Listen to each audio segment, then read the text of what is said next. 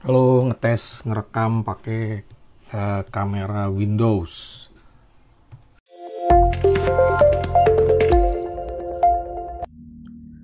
Halo, selamat malam teman-teman sekalian. This is the test of truth with me sama Nira Bisarano. Dan pada malam ini Go Mindful Talk merilis satu program yang penting, yaitu adalah Quantum Mindfulness. Dan pada malam ini sebagai pembuka, saya mengajak Mr. Gobin Fasdev khususnya untuk membahas tentang LSD breathing. Nah teman-teman sekalian, ini adalah hal yang fundamental untuk kita ketahui cara kita bernapas, cara kita bisa lebih mendalam lagi untuk mendapatkan ketenangan dalam meditasi. Makanya saya mengundang Mas Gobin sebagai pembicara pertama di LSD Breathing, khususnya topiknya ini untuk bicara lebih lanjut dalam Quantum Mindfulness yang pertama. Teman-teman sekalian, sebelumnya kita akan sambut dulu Mas Gobin. Selamat malam Mas Gobin. Halo Mas Gobin, senang sekali bisa ketemu pada malam ini lagi. Selamat malam sama Nera. Iya, senang banget nih Kamu bisa juga ketemu ya, lagi apa malam ini. kabar? Kabarnya baik. Mas Gobin di mana sekarang, di Bali ya? Kabar bahagia sedang di Denpasar. Oke, sekarang di Denpasar ya. Dan gimana traffic di sana, Iya, cukup tinggi ya? Kan liburan kan sudah mulai iya, padat nih.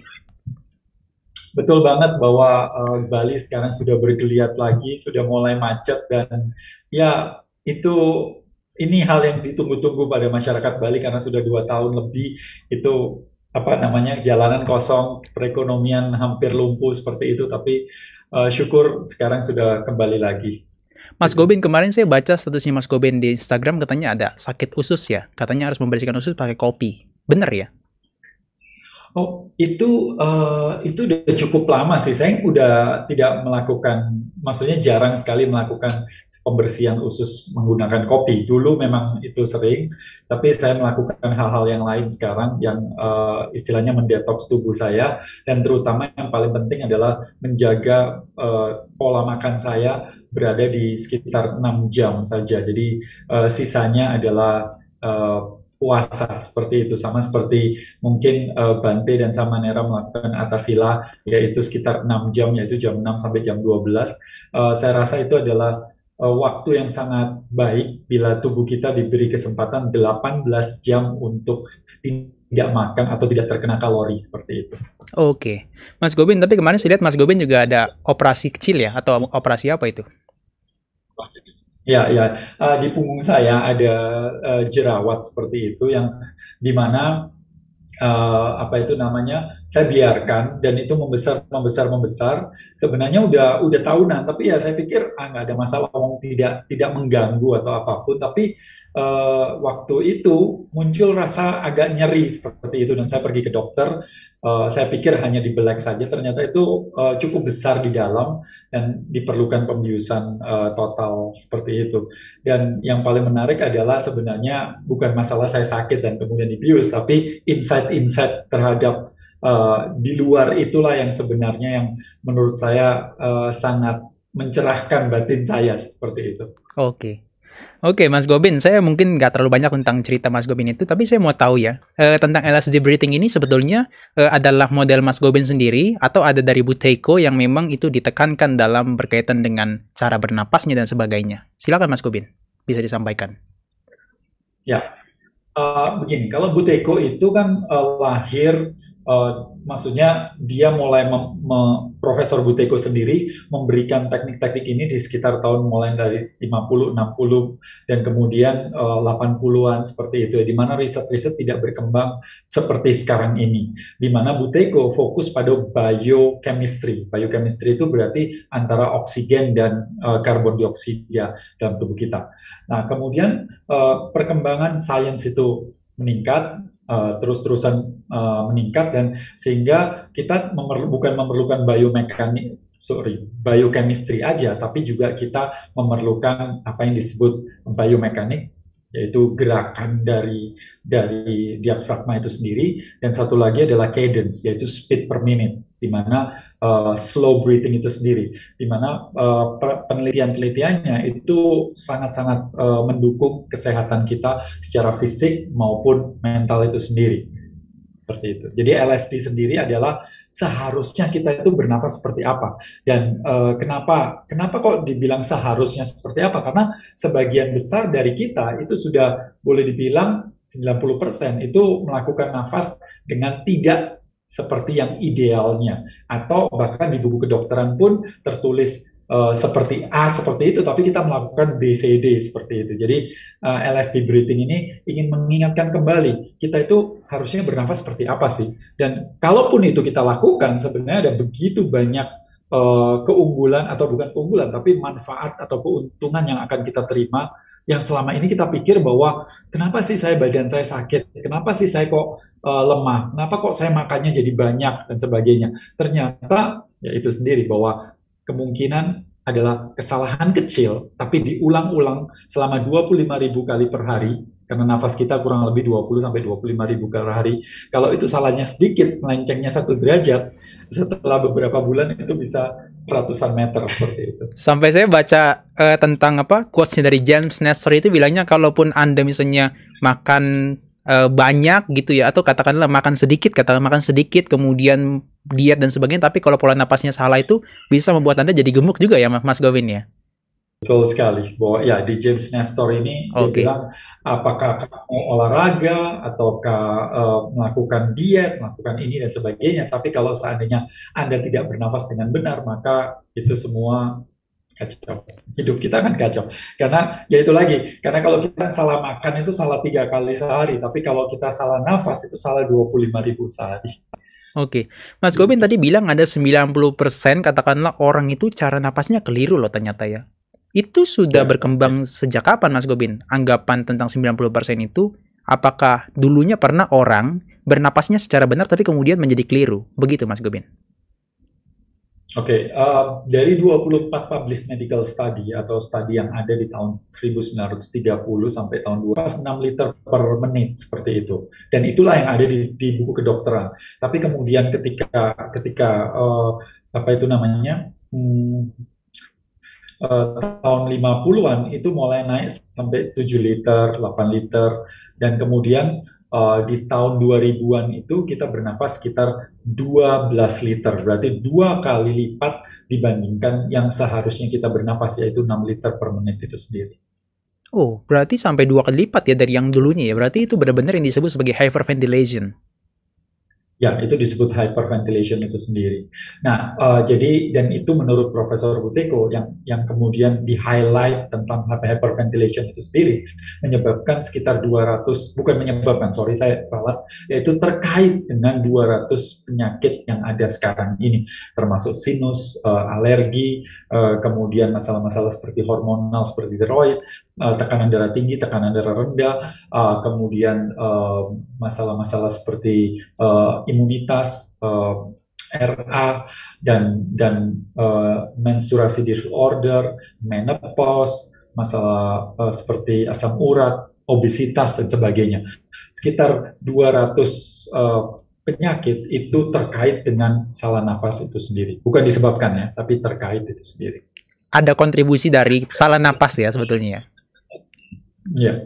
Ya, kontribusi dari nafas itu sendiri. Maka itu James Nestor ini dia scientist, jurnalis yang dimana menulis ini adalah The Lost Art, The Science of Lost Art. Ya, jadi ini adalah ilmu yang selama ini terhilang begitu saja. Padahal menarik sekali pembahasannya, secara semua hal yang dikatakan di sini itu ada ilmiahnya, ada penelitiannya. Dan saya sarankan sih setiap orang untuk membaca buku ini. Apakah Anda mau ikut pelatihan atau tidak itu nggak penting. Tapi menurut saya kalau kita investasi buku ini dan kita belajar sesuatu yang kita gunakan sepanjang hidup kita, seumur hidup dari lahir sampai mati, kan satu-satunya yang kita selalu lakukan adalah bernafas itu sendiri. Maka investasi di sini itu adalah hal yang paling tepat, karena sekali kita tahu dan kita benar melakukannya, maka seumur hidup itu akan diulang dan itu akan membuat perubahan yang signifikan dalam kehidupan kita secara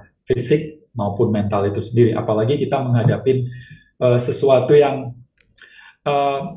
tidak masuk akal, tidak masuk akal dan tidak pernah kepikiran, bahkan orang-orang di 100 tahun lalu yang para futurolog pun memikir bahwa masa depan itu seperti apa. Kita menghadapi sesuatu yang ya susah untuk dijelaskan, tapi itu akan terjadi dalam waktu dekat ini seperti itu. Tapi sebelumnya Samanera, saya Oke. boleh nggak cerita tentang why-nya dulu ya. Kalau kita mau menarik beberapa ratus tahun lalu sampai sekarang, eh, kira-kira 1 atau 2 abad yang lalu, manusia itu punya 3 masalah besar dalam kehidupan manusia. Satu adalah kelaparan, yang kedua adalah wabah penyakit, yang terutama infeksi seperti itu, dan yang ketiga adalah perang seperti itu. Nah, kalau kita mau melihat institusi-institusi agama atau apa dan sebagainya, beribu-ribu tahun bahwa ini selalu muncul topik-topik ini bahwa kelaparan, wabah penyakit dan perang ini selalu muncul. Kalau kita baca kitab-kitab suci juga itu muncul. Bahkan dulu dipercaya bahwa wabah penyakit itu adalah roh jahat atau setan itu masuk ke dalam tubuh manusia dan sebagainya. Dan kita sebagai manusia itu selama berpuluh ribu tahun itu belum bisa menghadapi ketiga masalah besar umat manusia itu sendiri. Nah, baru di tahun abad lalu sejak penemuan antibiotik contohnya, maka ada perubahan yang sangat-sangat signifikan di dalam kehidupan kita, yaitu manusia bisa perlahan-lahan mengurangi itu, dan boleh dibilang hari ini ketiga hal itu hampir-hampir tidak ada, hampir-hampir tidak ada. Kelaparan sudah tidak ada. Kemudian perang ya baru ada Rusia dan Ukraina. Tapi sebelumnya kita udah boleh bilang masuk ke satu dunia yang paling damai sepanjang sejarah umat manusia itu sendiri. Seperti itu. Dan kemudian satu lagi adalah perang sudah tidak ada, wabah penyakit sudah bisa dikurangi, kelaparan juga sudah tidak ada. Jadi kita hidup di dunia yang paling boleh bilang paling nyaman di sepanjang sejarah kehidupan kita. Dan kita bisa melihat bahwa angka harapan hidup di dunia itu semakin hari semakin naik. Kalau kita bandingkan ke tahun 200 tahun lalu, angka harapan hidup kita itu cuma 35 tahun saja kehidupan manusia. Karena infeksi dan sebagainya. Kita bisa melihat 100 tahun lalu waktu flu Spanyol seperti itu, bahwa sekitar 50 juta orang meninggal pada saat itu. Boleh dibilang ya kan setengah Eropa atau berapa, 15% Eropa itu hilang begitu saja karena ada flu Spanyol itu. Tapi hari ini dibandingkan 7,5 miliar, 8 miliar orang seperti itu, 4 atau 5 juta orang meninggal karena COVID itu sendiri nothing, 0,00 sekian persen seperti itu. Dan itu kalau kita mau melihat di tahun 0000 ketika Nabi Isa atau Yesus itu lahir, penduduk bumi itu cuma 120 juta. Selama 18 abad sampai ke 1900, abad ke-19, itu manusia hidup itu dari 120 juta menjadi 1 miliar manusia. Wow. Kemudian, tapi wajar kan 18 abad dari 120 juta menjadi 1 miliar. Yeah. Nah, kemudian tahun 1900 itu naik jadi 1,5 miliar. Masih wajar. Tapi yang menarik, di antara 1900 ke tahun 2000, 1,5 miliar menjadi 7,5 miliar manusia. Atau 7 miliar waktu itu. Artinya bahwa ada kenaikan 5,5 miliar manusia dalam kurun waktu 100 tahun. Apa yang menyebabkan ini? Tentu kehidupan yang nyaman, wabah penyakit hilang, kelaparan hilang, perang juga berangsur-angsur berkurang. Angka harapan hidup itu sangat-sangat tinggi pada saat ini, seperti itu. Nah, kemudian kita menghadapi masalah baru sekarang. Tapi masalah barunya apa? Hari ini lebih banyak orang yang mati karena kekenyangan daripada kelaparan. Kebalikannya ya? Ya, hari ini itu yang terjadi, bahwa kita lebih banyak yang mati karena kekenyangan. Nah, lebih banyak orang yang meninggal karena usia tua daripada yang kena wabah penyakit. Seperti itu. Dan kita lebih banyak orang yang bunuh diri daripada orang yang kena serangan teroris itu sendiri. Jadi ada perbedaan yang sangat-sangat signifikan di antara dulu dan sekarang. Tapi kita juga punya tantangan yang besar sekali di hadapan kehidupan ke depan itu sendiri. Yaitu kita punya masalah 3 hal utama sekarang. Yang pertama adalah perang nuklir. Betul. Ya, nuclear war yang sekarang ini mulai dikduk setiap detik ya. Kemudian satu lagi adalah climate change, atau ini lebih keras daripada nuclear war, tapi nggak banyak orang aware. Dan satu lagi adalah soal teknologi disrupted atau gangguan teknologi yang sangat luar biasa dan yang mungkin itu nggak kebayang di masa-masa lalu dalam kehidupan kita. So, 3 tantangan ini. So, saya mau bilang bahwa maka belajar untuk mindfulness, belajar untuk kembali ke tubuh kita, belajar untuk melihat lebih jernih, itu sangat-sangat diperlukan saat ini dibandingkan sebelum-sebelumnya itu sendiri. Seperti itu. Karena setiap keputusan kita itu akan menentukan masa depan kita. Nah, selama ini kita berpikir bahwa kita ini memutuskan segala sesuatu itu untuk diri kita, kita sendiri yang memutuskan.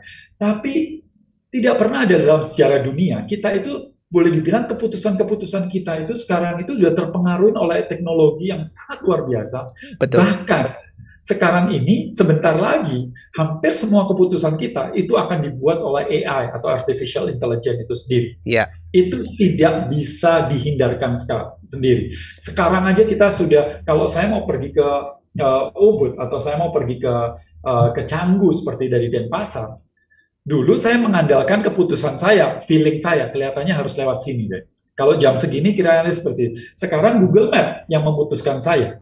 AI yang memutuskan saya harus belok kanan, belok kiri. Ketika dulu saya rasanya harus lewat Denpasar, nggak usah lewat yang bypass atau apa dan sebagainya.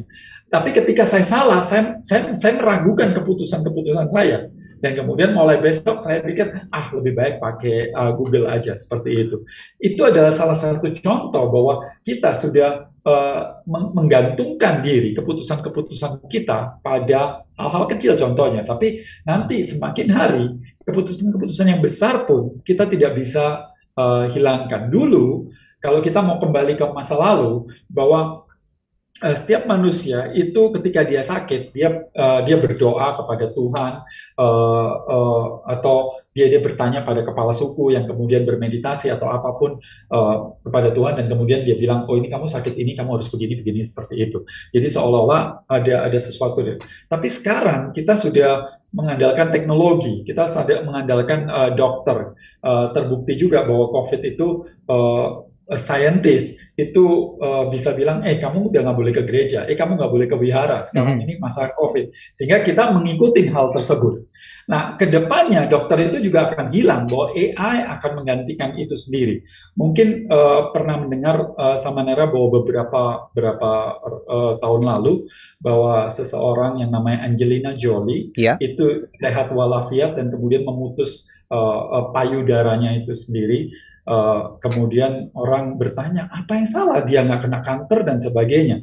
Tapi apa yang terjadi secara genetika, dan kemudian genetika itu dihubungkan dengan data yang ada, dengan gen yang seperti ini dari ratusan ribu orang, maka 87% kalau Anda melewati usia 50 tahun, maka kanker akan muncul. Sehingga dia memutuskan untuk melakukan itu, keputusan yang sangat luar biasa bagi seorang wanita itu melepaskan payudara aslinya berdasarkan keputusan yaitu AI itu sendiri.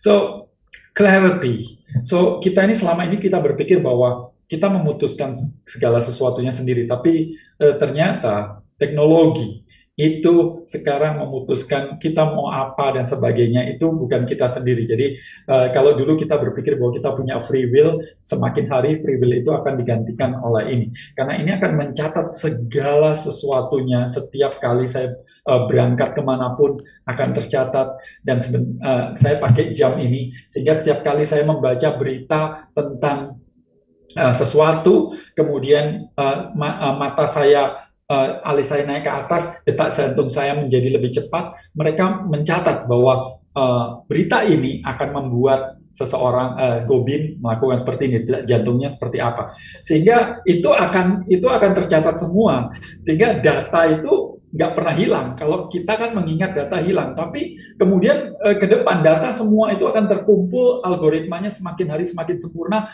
Mereka lebih tahu mengerti saya daripada saya mengerti diri saya sendiri. Sehingga ya kita semakin tersesat, dan kita sebut hackable human being.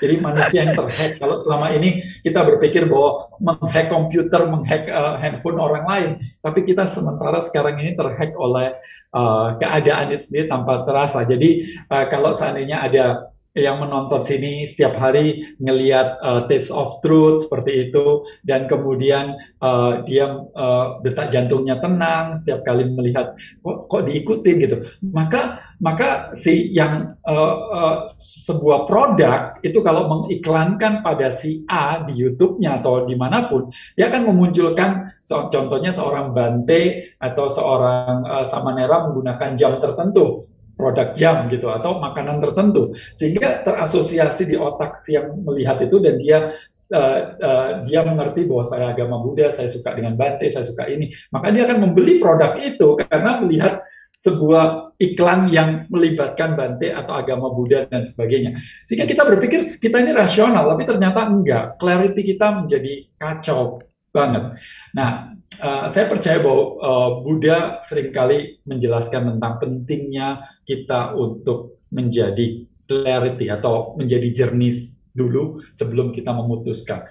Dan berbagai teknik meditasi kan bagaimana supaya kita menenangkan lumpur yang bergejolak itu, kolam lumpur yang bergejolak itu menjadi tenang, sehingga kita bisa melihat kejernihan apa yang ada di dalam pikiran kita atau di dalam batin kita itu sendiri. Seperti itu. Jadi, dan menurut saya, salah satu cara yang paling awal, paling mudah, dan paling pertama yang harus kita lakukan adalah untuk membuat kejernihan itu adalah kita latihan nafas itu sendiri. Karena nafas selalu bersama dengan kita, kemanapun, 24 jam sepanjang hidup kita, dan itu adalah objek meditasi yang sangat baik. Dan yang kedua adalah bahwa nafas ini ternyata mempengaruhi pikiran kita sangat kuat sekali, seperti itu. Dan bukan hanya pikiran, tapi detak jantung, tekanan darah, kemudian hormon tertentu di dalam tubuh kita, pencernaan kita, dan hampir semua sistem yang ada di dalam diri kita itu terhubung dengan nafas kita. Sehingga ketika kita meregulasi nafas kita, maka kita akan mendapatkan keuntungan banyak sekali dalam diri kita. Kurang lebih begitu samanya. Wow, tadi saya senang mendengar tentang machine learning itu ya. Sekarang yang sudah berkembang, dia sangat adaptif dan dia personalized banget loh. Sampai dia bisa membaca algoritma kita yang merupakan manusia hidup sekarang ini kan ya. Jadi bukan kita hack tentang komputer yang sekarang ada, justru kita dihack oleh komputer ya kan. Sampai dia bisa berikan recommendation apapun yang menjadi kesukaan kita, yang menjadi favorit dari kita. Jadi dia selalu tawarkan kita untuk ya ini loh, supaya kita menjadi konsumtif banget loh Mas Gobin. Jadi maksud saya adalah mungkin konsumtif jiwa kita yang konsumtif ini sangat relate ya dengan clarity kita ya. Kita jadi nggak bisa memutuskan sesuatu itu dengan awareness, dengan penuh mindful gitu ya. Jadi saya pikir Mas Gobin dengan regulate nafas kita itu juga mungkin salah satu jalan ya Mas Gobin untuk kita bisa memunculkan mindfulness kita lagi, supaya kita bisa menjadi clear lagi untuk melihat segala sesuatu. Artinya clarity kita ini bisa muncul dengan baik begitu ya. Betul sekali, bahwa kita kan disebut Homo sapiens ya, Homo sapiens, dan Homo sapiens yang model sekarang ini itu kemungkinan adalah last decade. Jadi generasi terakhir, last generation. Jadi yang seperti sekarang ini, setelah ini generasi selanjutnya itu kita akan total berbeda karena hackable itu sendiri. Apalagi sebentar lagi akan dipasang chip yang ada di dalam diri kita, sehingga kita akan mendapatkan kemampuan-kemampuan yang berbeda daripada yang lain, seperti halangan bahasa dan sebagainya, seperti itu. Bahwa betul sekali tadi Samanera mengatakan bahwa kalau saya dulu membeli buku, saya membaca buku. Tapi hari ini dengan Kindle yang saya punya, apalagi Kindle yang baru ada kameranya, sehingga setiap kali saya membaca, itu saya berhenti di mana tercatat. Kemudian waktu saya berhenti gitu, kemudian alis saya naik, atau saya kemudian wajah saya seperti ini, itu pun tercatat. Apalagi kemudian saya pakai jam tertentu yang di mana datanya semuanya mereka akan bergabung dan kemudian mengetahui apa yang ada di dalam diri saya. Dan semakin hari semakin banyak, bahkan sekarang pun AI itu bisa memutuskan Anda cocok dengan wanita ini, Anda cocok dengan si ini, itu lebih cocok daripada feeling kita, karena kita kan pakai feeling, tapi dia itu punya data yang dari seluruh dunia, dan datanya nggak pernah lupa, tertumpuk terus, dan dengan algoritma yang canggih. Jadi ya kita sebentar lagi akan itu. Nah, kembali ke Homo sapiens, dikatakan Homo sapiens itu kan makhluk yang berpikir. Artinya makhluk yang bijak, di mana selayaknya kita itu mengambil keputusan berdasarkan neokorteks kita, yaitu otak yang bagian atas. Nah, kemudian tapi kita tahu bahwa sampai sekarang pun evolusi manusia, bahwa manusia itu lebih banyak menggunakan otak emosinya. Ya. otak emosinya, 90 sekian persen bahkan kita menggunakan emosi, otak emosi kita. Ya tentu ini akan membantu dalam kehidupan kita, tapi semakin kita sering menggunakan otak rasional kita, maka kita nggak lebih gampang nggak dibajak oleh emosi-emosi gitu. Nah sementara kalau seandainya kita terus-terusan nafas yang salah, nafas kita cepat, maka emosi ini terus lebih gampang membajak daripada kita bisa bernafas dengan lambat dan benar itu sendiri. Oke. Mas Gobin, saya mau tanya lebih jauh tentang LSD breathing tadi. Itu memang sudah ada penelitian secara saintifik ya untuk kita harus napasnya light, kemudian ada slow and deep ya yang terakhir ya Mas Gobin ya. Itu sudah ada memang ya. Betul. Ya. Papernya udah banyak sekali. Penelitian-penelitian ini banyak. Walaupun ada yang terpisah-pisah ya, seperti light breathing, apa keuntungannya slow breathing, apa deep breathing, itu apa sendiri. Jadi dan juga ada penelitian yang langsung bagaimana nafas itu bisa mempengaruhi begitu banyak hal. Jadi kalau kita mau baca contohnya salah satu buku yang saya munculkan yaitu Breathing Cure gitu ya. Kalau kita mau melihat dari buku ini, kira-kira resource-nya itu, ini bukunya halamannya sampai 533. Nah, 451 sampai 533 itu adalah sumbernya. Referensinya doang ya? Ya, referensinya itu super banyak seperti itu. Dan ya semua ini penelitian jurnal yang bisa dipertanggungjawabkan seperti itu. Kenapa akhirnya buku tersebut buku ini bisa terbuat seperti itu. Begitu juga dengan buku Breath itu sendiri juga referensinya atau penelitian-penelitiannya sudah ada. Memang sih di buku Breath itu sempat dijelaskan juga bahwa para dokter dan para ilmuwan itu juga tidak banyak yang tahu tentang ini. Contohnya nafas hidung, apakah hidung dengan mulut ya dianggap sama aja, kanan dan kiri dianggap sama saja. Tapi penelitian-penelitiannya menunjukkan bahwa nafas kanan dan kiri itu beda, nafas mulut dan hidung itu beda, nafas lambat dan cepat itu beda, seperti itu. Bukan masalahnya volumenya, tapi durasinya pun itu akan mempengaruhi dalam kehidupan kita. Seperti itu. Oke. Oh, tadi kembali ke pertanyaan saya tentang mekanisme napas hidung dan napas dada itu napas hidung dan mulut atau dada dan diafragma itu mungkin bisa dibedakan supaya kita punya pemahaman yang sama Mas Gobin tentang dua mekanisme napas tersebut. Ya. Jadi kalau mau dibilang bahwa selama ini banyak sekali orang melakukan nafas dada. Nafas dada berarti kita menggunakan tarik nafas, dadanya yang mengembang, sementara diafragmanya masuk, seperti itu. Jadi dadanya mengembang, si perutnya yang mengecil, seperti itu. Betul. Walaupun nggak kelihatan, tapi sebenarnya kalau kita lebih baik tidak menilai diri kita sendiri, karena kita akan dengan gampang otaknya akan regulasi, mengatur. Mengatur atau mengatur supaya kita nafas perut. Tapi kita baiknya adalah menilai atau melihat orang lain tanpa dia sadarin nafasnya seperti apa. Atau kita meminta orang lain tanpa kita sadarin ketika kita balas WA atau lagi nonton seperti itu, nafas kita seperti apa. Sebenarnya ada 3 hal yang perlu kita lihat. Yang pertama adalah apakah itu nafas mulut atau nafas dada. Nafas mulut atau hidung. Itu yang pertama. Yeah. Yang kedua adalah kita menggunakan dada atau nafas diafragma. Yang ketiga adalah berapa kali kita nafas per menit. Dari 3 hal itu saja kita sudah dapat data bahwa seseorang itu bagaimana, seperti itu. Kalau dia menggunakan nafas mulut, kemudian dia nafas dada, dan kemudian kecepatannya sangat tinggi, maka ada kemungkinan ada masalah secara fisik maupun mental di situ. Atau paling enggak bukan kita ngomong masalah itu selalu sakit, tapi ya mungkin orangnya emosinya tinggi, atau mungkin ya memang cepat capek, cepat lelah, seperti itu bisa terjadi. Oke. Jadi artinya kita bisa menilai dari 3 aspek tadi ya, dari hidung atau mulut, kemudian dada atau diafragma, yang ketiga adalah berkaitan dengan cepatnya itu ya, cepat atau lambat ya. Betul sekali. Jadi apa keuntungan nafas nafas diafragma? Jadi kalau saya mau, bentar ya, ini ngikut dulu, saya sebentar mesti berhentikan dulu. Jadi kalau nafas dada itu dadanya mengembang, betul. Perutnya, jadi tarik nafas, dada mengembang, perutnya ngempis. Sementara kalau nafas diafragma, perutnya yang mengembang, dadanya diam, tidak bergerak sama sekali. Betul. Ini adalah nafas diafragma itu sendiri.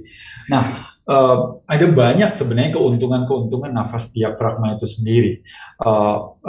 Yang pertama, yang paling sering yang perlu kita tahu adalah nafas diafragma itu sendiri akan membuat kadar oksigen yang diserap oleh darah itu jauh lebih banyak. Kenapa bisa seperti itu? Begini, ketika kita nafas, maka udara itu masuk ke dalam paru-paru, dan di dalam paru-paru kita itu sampai ke ujung dari paru-paru kita namanya alveoli. Alveoli itu seperti buletan tempat pertemuan antara darah dan udara. Jadi begitu udara itu masuk, kemudian darah menangkap seperti itu, baru dialirkan ke sel itu sendiri. Nah, kalau kita nafas, kemudian kita nafas pakai dada, maka diafragma kita akan mengecil. Dia akan menekan bagian bawah paru-paru. Nah, bagian bawah paru-paru ini tertekan sehingga tidak mendapatkan oksigen. Jadi oksigen berada di atas. Mungkin beberapa orang mengatakan, loh Pak, kapasitas paru-paru kita ini besar loh, 6 liter. Sementara nafas kita normalnya itu cuma setengah liter. Kan 500 ml. Jadi kan mau ditaruh di atas, mau ditaruh di bawah kan sama aja. Nggak sama. Karena begini, karena kalau ditaruh di atas, maka satu adalah paru-paru kita itu bentuknya lebih lebar di bawah daripada di atas. Otomatis alveoli lebih banyak di bawah, darah juga lebih banyak di bawah karena hukum gravitasi.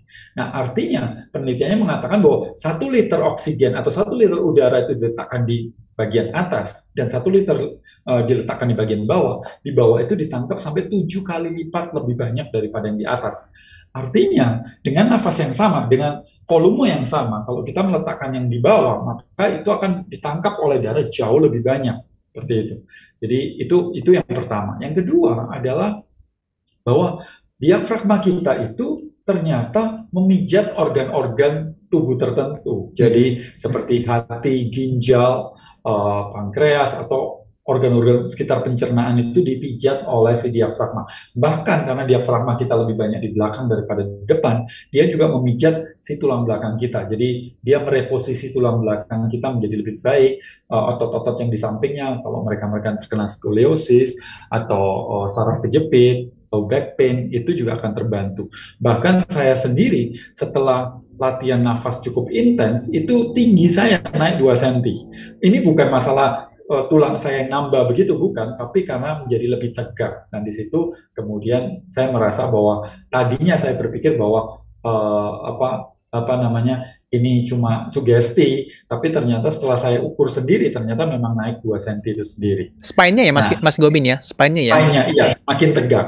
Nah, semakin tegak spine kan semakin baik, apalagi di mindfulness, di meditasi, di dalam kehidupan kita lebih present moment. Jadi orang-orang yang ke depan begini itu juga punya masalah banyak hal. Salah satunya kenapa kita maju ke depan ini akan mempunyai masalah di belakang sini, dan kemudian otaknya juga maunya ke depan terus. Tapi itu secara psikis. Tapi bisa juga karena dia kekurangan napas, dan itu biasanya karena posisi lidah yang salah. Seperti itu. Tapi nanti saya akan jelaskan tentang posisi lidah. Namun saya kembali ke diafragma. Diafragmanya itu semakin dia akan memijat. Nah, yang ketiga adalah diafragma ini ternyata adalah sebagai pompa dari kelenjar getah bening kita. Bahwa kita tahu bahwa dalam kehidupan kita itu pasti ada racun yang masuk ke dalam tubuh kita, yaitu lewat makanan, lewat udara, atau lewat minuman dan sebagainya. Nah, tubuh kita ini punya mekanisme untuk melepaskan racun, yaitu namanya kelenjar getah bening atau limb system, yaitu yang ada di sini, di belakang sini. Biasanya kalau kita lagi sakit, sininya agak bengkak, kemudian di ketiak, dan 60% dari kelenjar getah bening kita itu di bawah diafragma, itu di sekitar selangkangan itu. Nah, sayangnya si kelenjar getah bening ini nggak punya pompa untuk melepaskan si racun itu. Nah, beda dengan darah, yang pembuluh darahnya punya pompa, itu jantung. Nah, terus bagaimana caranya? Yaitu dengan bergerak. Semakin kita aktif bergerak, maka si racun ini semakin lepasnya lebih baik seperti itu. Nah, ada penelitian dari 1.400 orang, mereka meneliti dan hasilnya adalah bahwa ditemukan relasi yang kuat sekali dari mereka yang kena COVID dan malas bergerak atau mager itu sendiri. Jadi, nah sementara kita dilema kan, sementara kalau kita lagi masa COVID itu kita nggak boleh keluar rumah, ya kan? Apalagi sekarang itu apa itu namanya ada GoFood, ada GrabFood dan sebagainya, dimana kita semakin malas bergerak. Dan ini untuk sebagai data perbandingan saja bahwa nenek moyang kita itu mengembangkan otak kita bisa menjadi seperti ini di zaman pemburu dan pengumpul itu sekitar berjalan sekitar 19 kilo per harinya. Lah hari ini rata-rata manusia di bumi ini berjalan 5.000 langkah per harinya, hanya 5.000 langkah. Itu pun yang dikatakan maksimal ya sudah ya. Iya, nah maksimalnya adalah negara kalau paling banyak adalah berdata adalah negara Hong Kong, yaitu 6.800 langkah. Wow. Sementara angka harapan hidup tertinggi saat ini ya yang saya baca itu adalah Hong Kong malah melewati Jepang. Yang kedua adalah China 6.500. Malaysia itu dua yang paling bawah, yaitu sekitar 3.500 langkah. Sementara Indonesia menjadi nomor satu paling bawah, yaitu 3.300 langkah. Wow. Ya, kita bisa lihat sih, trotoar kita udah cukup bagus sekarang di Sudirman, Tamrin gitu. Tapi yang jalan jarang banget gitu. Apakah orang Indonesia malas jalan? Lucunya kalau kita ke Singapura di Orchard Road, itu yang banyak orang Indonesia yang jalan-jalan di sana. Jadi lucu banget. Kalau di luar negeri mereka mau jalan, tapi kalau di Indonesia nggak mau jalan. Mungkin nanti asumsinya bilang, saya kan sepedaan sekarang. Ya, tapi intinya itu. Jadi, nah terus apa hubungannya dengan kelenjar getah bening ini? Jadi mereka yang para yogi, contohnya para meditator dan sebagainya, mereka kan bisa duduk berhari-hari nggak berjalan. Terus bagaimana dia bisa sehat? Tadi mereka memanfaatkan denyutan diafragma ini untuk jadi pompa dari kelenjar getah bening untuk melepaskan racun. Jadi emang sih dia denyutnya sedikit seperti itu, tapi 25.000 kali per hari. Maka ketika itu aktif, kontraksinya bagus dan sebagainya, bukan hanya memijat, bukan hanya oksigennya nambah, tapi racun juga akan keluar. Maka itu di beberapa teknik bernafas yogi atau di yoga seperti itu namanya pranayama, itu macam-macam. Ada berbagai teknik yang seperti membuat si diafragma kejut-kejut seperti itu sehingga itu membuat tubuh kita melepaskan racun itu sendiri. Itu keuntungan soal diafragma. Dan baru tadi pagi saya membaca juga bahwa denyutan diafragma itu akan memompa cairan yang sangat perlu untuk otak kita. Oke. Mas Gobin, berarti sampai sini saya boleh nggak, correct me if I'm wrong ya, boleh nggak saya asumsikan bahwa orang-orang yang berlatih yoga itu justru mereka lebih relate dengan pernapasan dada atau pernapasan mulut, Mas Gobin? Mereka yang berlatih yoga, jadi begini, banyak sekali di beberapa teknik yoga itu, bukan banyak sih, ada beberapa teknik yoga dan mungkin kebanyakan dari kita juga sudah melihat, mungkin penelitiannya masih masa lalu dan sebagainya, dia mengatakan tarik nafas dari hidung, kemudian melepaskan dari mulut. Itu yang banyak ya? Kita lihat yang banyak gitu ya? Olahraga juga begitu, bahkan beberapa influencer yang saya tahu itu ya nafas dengan mulut karena dianggap oksigennya jadi lebih banyak seperti itu.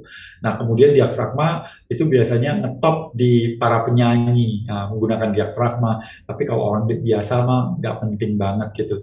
Ya lagi-lagi karena kita nggak mendapatkan nggak mendapatkan pengetahuan hal ini lebih mendasar tentang diafragma. Sama seperti kebanyakan orang kan berpikir nafas dengan hidung itu keuntungannya cuma satu, yaitu hidung itu punya punya bulu-bulu membran ya, kayak membran bulu hidung itu ya, selaput bulu hidung menyaring kotoran yang masuk seperti itu. Padahal ya banyak sekali keuntungan nafas dengan hidung yang sampai sekarang nggak banyak orang tahu hal itu. Padahal dengan hanya menutup mulut dan bernafas dengan hidung itu luar biasa. Maka itu kalau hari ini semua yang hadir di sini mendengar hal ini harus melupakan segalanya dan mengingat satu hal. Ingatlah satu hal ini, yaitu selalu bernafaslah dengan hidung. Tutuplah mulut. Kecuali Anda berbicara memang agak sulit atau lagi makan mungkin, tapi ketika kapanpun mulai pagi sampai malam selalu ingat untuk bernafas selalu lewat hidup. Itu saja akan membuat perubahan signifikan dalam hidup kita. Mas Gobin, dengan asumsinya Mas Gobin kita harus bernapas lewat hidung, itu berarti gimana tuh? Kalau kita mempersepsikan atau mengasumsikan, berarti napas hidung itu adalah yang the best one gitu ya? Ya, sama seperti kita makan lewat mulut, melihat lewat mata, dan mendengar lewat telinga seperti itu. Maka bernafas seharusnya lewat hidung, karena ini adalah indera apa namanya untuk menghirup atau melepaskan nafas itu. Dan kalau kita mau lihat teori evolusi, ternyata bahwa indera penciuman adalah indera pertama yang muncul dalam evolusi kehidupan ini sendiri sebelum mata, telinga, dan sebagainya. Dan kalau kita mau melihat mamalia yang ada ya, bagaimana mereka mereproduksi atau menikah gitu, itu karena kecocokan dari aroma seperti itu. Dan ternyata hal itu juga ada di kita gitu. Jadi ada yang joke mengatakan kalau Anda pilih pasangan itu yang paling pertama jangan melihat cantik atau enggaknya atau gantengnya dulu. Lihat hidungnya Tapi ya. yang paling pertama adalah bukan hidungnya tapi baunya cocok enggak gitu. Aromanya cocok enggak ya. Jadi itu dulu. Kalau Anda aromanya nggak cocok lebih baik cari yang lain seperti itu. Tapi ya itu joke-nya. Tapi di belakang maksudnya penelitian di belakangnya ya karena teori evolusi itu sendiri bahwa kita itu pertama tertarik lewat hidung dan hidung ini langsung ke bagian otak tertentu itu sangat cepat dibandingkan mata, telinga itu yang ada step-stepnya, hidung itu bisa langsung seperti bypass seperti itu. Oke, Mas Gobin, berarti tadi dengan pembicaraan kita mengenai napas hidung dan diafragma, itu kan dengan manfaat yang begitu signifikan ya, besar sekali dalam artinya nih, besar sekali manfaatnya yang kita bisa rasakan. Lantas Mas Gobin juga mengatakan ada loh manfaatnya secara sistem peredaran darah kita. Tadi sudah mengatakan secara spinal kita aja dia bisa berubah ya. Tadinya Mas Gobin mungkin tadinya lebih pendek 2 cm, sekarang lebih tinggi 2 cm. Karena memang di dalam kita meditasi yang namanya spinal kita, tulang belakang itu memang dianjurkan untuk saling bertumpuk supaya dia bisa menopang untuk duduk lama, Mas Gobin. Nah, mungkin ada nggak ya relasi antara kita bernapas dengan hidung, diafragma tadi, itu relasinya dengan sistem peredaran darah, kemudian dengan kita punya katakanlah anatomi tubuh kita bisa berubah dan sebagainya. Silakan Mas Gobin. Ya. Jadi salah satu hal yang dilupakan banyak orang itu selain napas hidung adalah posisi lidah. Jadi bagaimana posisi lidah kita yang seharusnya atau selayaknya atau idealnya seperti itu. Tapi ya sebenarnya selayaknya sih, sebenarnya ini bukan sesuatu yang baik dan harusnya napas lidah kita itu beristirahat, tempat istirahatnya adalah di langit-langit. Yes. Jadi nempel di langit-langit dan agak ditekan sedikit seperti itu. Nah, bagi beberapa orang bahwa mereka meletakkan lidahnya di bawah karena mungkin memang udah kebiasaan, dan yang kedua adalah karena lidahnya pendek. Sebenarnya bukan lidahnya yang pendek, tapi selaput yang di dalam itu, yang nempel di bawah itu yang pendek. Maka kemudian orang tersebut cadel, sehingga lidahnya tidak bisa nempel di atas. Maka dia akan dibawa terus dan menekan gigi yang di depan, kemungkinan gigi yang di bawah, dan gigi yang di bawah biasanya bertumpuk atau rusak, bahkan ini rahangnya jadi maju. Gitu.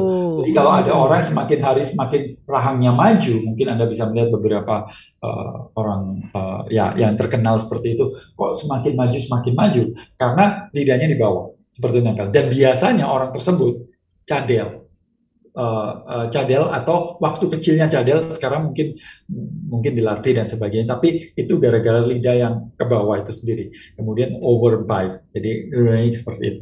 Jadi orang Jawa bilang cakil seperti itu. Nah, lidah yang di atas atau orang nyebutnya kalau lidahnya pendek itu namanya pantai. Kalau zaman dulu dikatakan bahwa waktu kecil bisa dipotong. Tapi kemudian sekarang teknologi walaupun kita lebih dewasa juga bisa di laser seperti itu. Nah, lidah ini harus nempel ke atas, tapi jangan kena gigi depan. Kalau dia kena gigi depan, maka dia akan mendorong ke depan. Nah, jadi maju ya? Maju ke depan. Iya, seperti itu. Nah, ini menarik sekali bahwa lidah ini Lao Tse. Saya pernah ingat Lao Tse itu 2.500 tahun lalu. Hidup ya kurang lebih di tahun yang sama seperti Buddha sendiri. bahwa dia mengatakan bahwa di dalam mulut kita ini ada dua hal yang saling bertolak belakang seperti itu. Dan dia kan Lao Tzu itu kan selalu mengagungkan sesuatu yang halus, lembut dan sebagainya, bagaimana dibandingkan yang keras dan kaku itu sendiri. Nah, dia katakan bahwa di tubuh kita yang kita bisa lihat dan bisa kita rasakan yang paling keras adalah gigi kita. Yang paling lunak adalah lidah kita. Namun setelah kita umur 70 tahun, Anda bisa lihat orang-orang tua giginya udah rontok, yang kaku keras itu rontok, tapi lidahnya masih sempurna.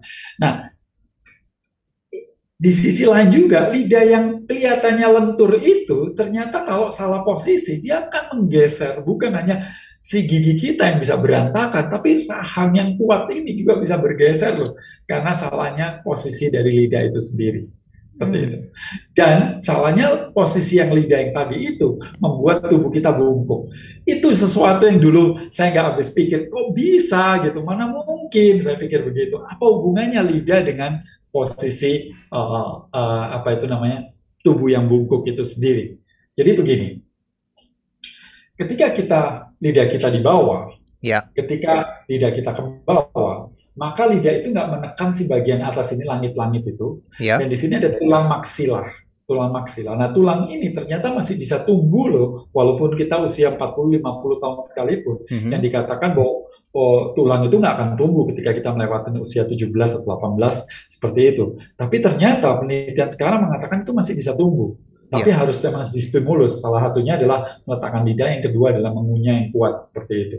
Nah, apa yang terjadi ketika kita tidak meletakkan lidah itu, ini akan mulai kendor, ini jatuh, kemudian hidung kita mulai bengkok, kemudian dagunya masuk ke dalam, kemudian kita mengorok, seperti itu. Nah, artinya bahwa dagu ini masuk ke dalam, si rongga yang di sini itu mengecil gitu, rongga udara masuk keluarnya udara. Nah, karena dia rongganya kecil, maka cara untuk kita membuat udara kita masuk lebih banyak adalah memajukan badan kita majukan begini supaya ini lebar. Nah, karena kebiasaan ini maju-maju terus, maka di belakangnya mulai bongkok, seperti itu. Jadi urusan lidah ini adalah urusannya dengan posisi tulang belakang kita, seperti itu, bongkok itu sendiri. Berarti memang tubuh kita itu mencari penyesuaian ya, Mas Gobin ya. Kalau misalnya nggak nyaman di sini, dia akan maju begitu ya. Jadi seakan-akan memang membuat kita jadi bungkuk ya. Ya, betul sekali. Dan ya, ototnya kita otomatis otot yang di sini nggak pernah dilatih kan, juga seperti itu, dia akan maju seperti itu. Nah, apalagi tuh kepala kita ini cukup berat ya, bahwa Homo sapiens itu kan kalau kita mau melihat dari evolusi, bahwa kita semua itu lahir dalam keadaan prematur. Lahir kita semuanya dalam keadaan prematur. Kenapa seperti itu? Ketika kita mulai berdiri tegak, maka pinggul kita mengecil. Nah, sementara otak kita karena revolusi kognitif dan sebagainya itu berkembang besar sekali di kepala kita itu. Sehingga bayi-bayi itu harus lahir dengan kondisi yang prematur itu sendiri. Karena kalau nggak prematur, dia nggak akan bisa lahir. Jadi kematian ibu dan anak itu sangat tinggi pada saat dulu. Sekarang kan orang melahirkan itu ya boleh bilang hampir-hampir nggak ada yang meninggal. Ada sih, tapi ya itu minor sekali lah. Semua orang tahu cara untuk melahirkan dan kita bisa atur melahirkan itu tanggal berapa, jam berapa, seperti itu. Nah, karena otak kita berkembang cukup kuat, besar, maka penting banget kita itu melatih tulang belakang kita untuk kuat. Bukan tulangnya sebenarnya, tapi otot-ototnya yang di belakang ini untuk menyangga si tulang yang di belakang. Jadi sebenarnya ketika kita bongkok, sebenarnya bukan tulangnya sebenarnya, tapi otot-ototnya yang kurang kuat, tidak pernah dilatih itu sendiri. Terbukti bahwa orang sebongkok apapun ketika tidur, kan dia lurus. Nggak mungkin gini ya. Nggak mungkin tidurnya begini tuh, nggak mungkin. Pasti lurus. Berarti kan bukan tulangnya, tapi otot-otot ini yang perlu dilatih. Dan tentu duduk yang tegap itu melatih otot-otot yang di belakang itu sendiri. Nah, caranya salah satunya adalah letakkan lidah di atas itu sendiri. Itu satu. Nah, ketika kita meletakkan lidah di atas, itu kita buka mulut sebesar apapun, itu nggak akan mungkin kita bisa bernafas dengan mulut. Betul. Seperti itu. Betul. Ya, itu nggak mungkin. Jadi mau nggak mau pakai hidung. Yang ketiga, mungkin Samanera pernah mendengar bagaimana Mbak Titi Puspa itu sembuh dari kanker. Cancer ya. Ya, cancer. Yang dimana dia belajar teknik pernafasan. Nah, di salah satu podcast yang dia jelaskan bahwa salah satunya adalah duduk, meditasi, mengamati nafas, dan meletakkan lidah ke atas dan ditekan. Ternyata lidah ini itu bukan hanya alat peras, indera perasa saja, tapi lidah itu adalah fascia. Fascia itu adalah connective tissue, yang dimana kalau kita tahu bahwa ini adalah otot kita, otot yang paling dalam itu terhubung satu dengan yang lainnya, namanya fascia. Itu dari seluruh bagian tubuh kita dan itu ke lidah kita. Dan orang China percaya, ada yang percaya bahwa itu adalah tempat qi mengalir, si aliran energi atau yang dimana disebut di meridian itu sendiri. Ya. Nah, ketika kita menekan si lidah itu, kita mengaktifkan si fascia atau boleh bilang menstimulasi si fascia itu untuk agar qi itu mengalir ke seluruh bagian tubuh. Sehingga kalau itu mengalir, maka kesembuhan akan menjadi lebih cepat seperti itu. Oke, Mas Goben, saya pernah ya meminta teman-teman yang di grup meditasi yang bersama-sama saya itu, saya minta mereka untuk meletakkan lidah di langit-langit, khususnya di belakang gigi ya posisinya ya. Itu menurut saya adalah hal yang fundamental untuk kita melatih pernapasan secara hidung dan juga perut ya, atau diafragma. Tapi ada satu di antara atau beberapa di antara mereka mengatakan, saya nggak bisa loh. Saya nggak bisa meletakkan lidah di langit-langit dan itu menjadi capek begitu ya, Mas Gobin ya. Mungkin itu ada asumsi yang seperti Mas Gobin bilang barusan, itu karena dia punya selaput atau dia punya katakanlah lapisan di bawah lidahnya itu pendek begitu ya Mas Gobin ya. Betul. Lantas kalau orang yang seperti ini, gimana cara dia melatihnya Mas Gobin untuk bisa meletakkan lidahnya di langit-langit? Karena dia capek loh. Ya, dia bilang itu seperti terpaksa dan itu sangat kram sekali lidahnya, capek. Ya. Betul banget. Tapi sekarang teknologinya memungkinkan kok. Kalau zaman dahulu itu harus dipotong waktu bayi, seperti itu. Kalau besar itu akan berbahaya. Tapi saya pernah mendengar bahwa sekarang itu teknologinya sudah bisa sekarang untuk dipotong tanpa sakit juga dan tidak berbahaya dan kemudian mulai kembali itu. Tapi di sisi lain ada juga yang tidak bisa dan merasakan sakit bukan karena pendek, tapi karena memang nggak pernah dilatih. Sama seperti kita mengangkat beban seperti itu kan, kalau nggak dilatih kan sakit, capek di awalnya kan. Tapi karena kalau udah kebiasaan ya otomatis dia akan nempel di atas itu sendiri. Jadi ada dua hal seperti itu. Apakah memang secara fisik, secara anatomi, yang dimana perlu untuk penanganan dokter atau yang ahli itu. Yang kedua adalah kebiasaan, dilatih seperti itu. Awalnya memang nggak enak. Ya. Tapi tetap kita harus latihan untuk meletakkan lidahnya tuh di langit-langit ya seharusnya Mas Gobin ya. Iya, itu selayaknya. Emang posisinya sama seperti kalau kita tangan ya seperti ini. Ya posisinya seperti ini. Kalau kita begini terus ya nggak lama kan kram, pegel atau yang lainnya seperti itu. Harusnya istirahatnya di situ. Tapi banyak sekali kita istirahat di bawah karena memang nggak pernah diajarkan hal tersebut. Mas Gobin, saya mau berikan satu fakta yang fundamental sebetulnya Mas Gobin ya. Kalau misalnya kita melihat kehidupannya Buddha ya, itu lebih banyak istilah palingnya adalah Tunhi Bawo. Tunhi Bawo itu artinya adalah noble silence.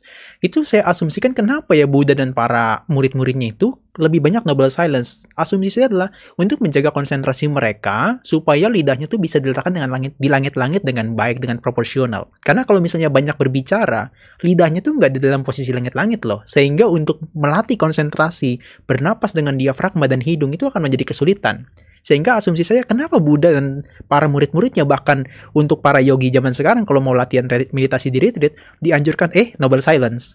Tidak banyak bicara kepada siapapun, lebih fokus untuk melatih konsentrasi. Itu ada ya Mas Gobin ya untuk relasinya kepada sana ya sebetulnya ya.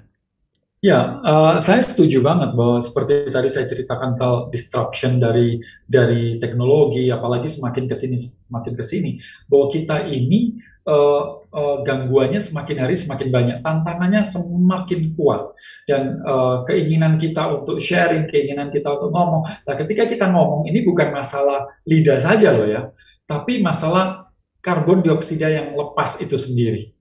Dan itu akan membuat keseimbangan antara karbon dioksida dan oksigen di dalam tubuh kita itu akan kacau seperti itu.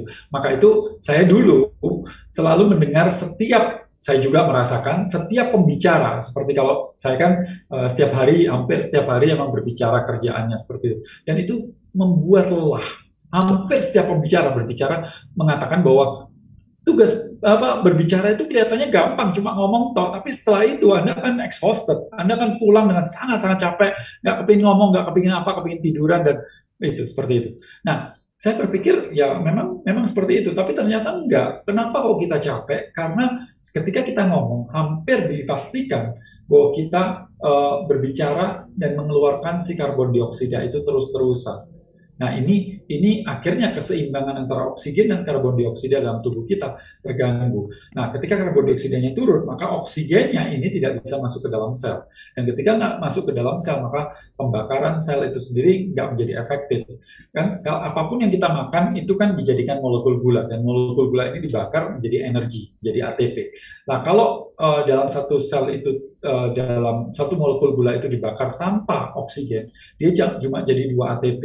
Tapi ketika dia penuh dengan oksigen atau optimum, bisa menjadi 36 ATP. Artinya bahwa energi kita bisa di-boost sampai 18 kali lipat bila kita bernafas dengan tepat. Seperti itu.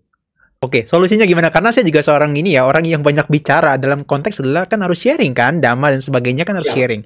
Nah itu saya merasa exhausted banget kalau misalnya habis sharing sampai selama 1 jam, 2 jam itu energi rasanya kayak drain banget, kayak habis banget. Itu gimana cara bernapasnya supaya kita bisa tetap relax? Karena saya tipikal orang yang bicara tuh cepat dan cenderung adalah tidak pernah berhenti. Gimana Mas Gobin? Jadi ada 2 pendekatan. Yang pertama adalah yaitu kita seperti Master Zen atau apa yang berbicaranya pelan gitu. Jadi setiap kali dia berbicara, diam dulu, dia narik nafas, lepaskan, kemudian berbicara lagi seperti itu. Namun itu tidak menarik bagi orang modern. Kalau saya berbicara seperti ini, maka dalam waktu beberapa menit saja ini pada bubar semuanya, ngapain sih dengerin seperti ini. Itu jadi nggak menarik di kondisi modern seperti itu. Nah, terus apa yang harus dilakukan? Maka si pembicara ini harus punya teknik nafas, atau di waktu break dia perlu untuk membuat karbon dioksidanya meningkat, yaitu menahan nafas seperti itu. Nah, atau ya belajar buteyko. Jadi kayak setiap kali saya ada nyetel film atau apa gitu, saya langsung latihan buteyko. Nah, latihan buteyko adalah tujuannya sebenarnya sama Nera, bahwa membuat nafas kita menjadi NLSD itu sendiri, nose, light, slow, and deep itu sendiri. Tapi NLSD ini kan kita melakukan ketika kita ingat, kita melakukannya. Tapi kalau kita berlatih buteyko, itu kita memprogram otak kita yang bagian yang ngurusin nafas di medula oblongata, di bagian di otak bawah kita ini, itu yang terhubung dengan paru-paru, diafragma, dan juga dengan jantung, itu diprogram ulang sehingga dia bernafasnya seperti LSD. Jadi tanpa kita pikir, tanpa kita sadari, dia akan berlangsung dengan seperti itu. Jadi apa yang dilakukan adalah, yang pertama adalah ketika kita sudah berbicara cukup lama, ambillah waktu untuk melatih nafas LSD itu sendiri. Yang pertama light berarti apa? Ini sama seperti makan sebenarnya, persis seperti makan. Makan yang baik adalah kita makan light eating. Jadi kita nggak boleh benar-benar penuh 100% dikenyangin, itu nggak boleh. Kita harus menyisakan ruang kosong untuk di lambung kita. Jadi tidak memenuhi nafsu kita. Sama lah seperti semua ajaran agama, bahwa kita kalau bisa tidak memenuhi apapun keinginan pikiran kita untuk mencapai sesuatu, termasuk makan itu sendiri. Jadi dibuat berhenti sekitar 60 atau 70%. Itu makan yang baik. Tapi kan kita tahu ada sebuah kata-kata, we are what we eat. Kita adalah apa yang kita makan. Tapi seringkali we are what we eat ini diartikan sempit sekali dari mulut saja.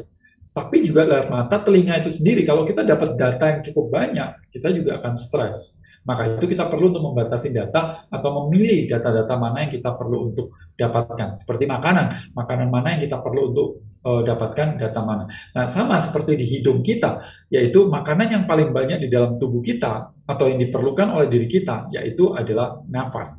Mau tidur, mau bangun, mau stres, mau apapun yang kita lakukan, yang satu-satunya yang selalu kita lakukan adalah bernafas, yaitu makanan kita yang paling utama.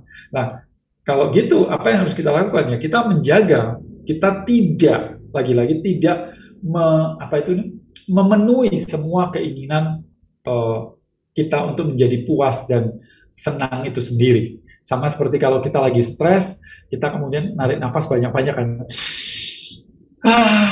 Itu lega. Memang sih emang lega begitu. Tapi itu adalah tanda orang stres sebenarnya. Jadi kalau kita ketemu orang dan sebentar dia gitu, side-nya banyak, itu atau gitu, itu sebenarnya orang tersebut dalam keadaan stres. Ingat ya, stres itu bukan keadaan marah, kesel, benci saja, tapi happy, excitement itu termasuk stres. Jadi kalau saya tiba-tiba dapat rezeki dan kemudian aku happy banget, aduh senangnya hari ini, it's stress. Itu juga stres di otak kita. Yang benar adalah kita tetap kalem, tetap relax, dan itu yang kita harus jaga dalam kehidupan kita. Nah, jadi light breathing, kemudian slow breathing berarti apa yang dilakukan adalah kita bernafas 1 menitnya berapa kali seperti itu. Nah, kalau kita mau melihat buku kedokteran, itu dikatakan bahwa kita bernafas 6 liter per menit. Ini buku kedokterannya. Nah, berarti kalau normalnya kita nafas itu 500 ml, maka kita bernafasnya harusnya 12 kali. Itu ideal. Per menit? Per menit.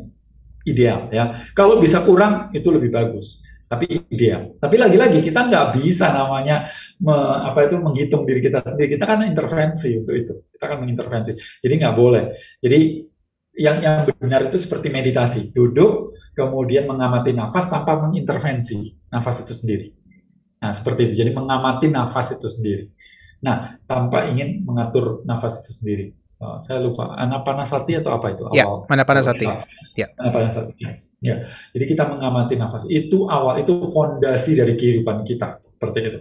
Jadi mengamati nafas tanpa harus mengintervensi. Tapi karena kita sulit, mungkin saya sarankan untuk orang lain untuk mengamati kita ketika kita nggak sadar kita ini nafasnya berapa kali. Jadi lebih dari 400 orang yang sehat walafiat, dan kemudian itu dari 14 tadi, itu dikatakan bahwa orang-orang sehat ini bernafas 6 sampai 7 liter per menit. Artinya kalau rata-rata kita bernafas 500 ml, berarti 6 sampai 7 liter itu bagus. Itu oke. Nah, kalau data yang di sini, data yang di jam saya selama berapa bulan dikumpulkan, saya itu bernafas 1 menitnya 14 kali. 14 kali berarti sekitar 7 liter ya? Kalau kita anggap itu nggak light ya, kalau itu normal ya.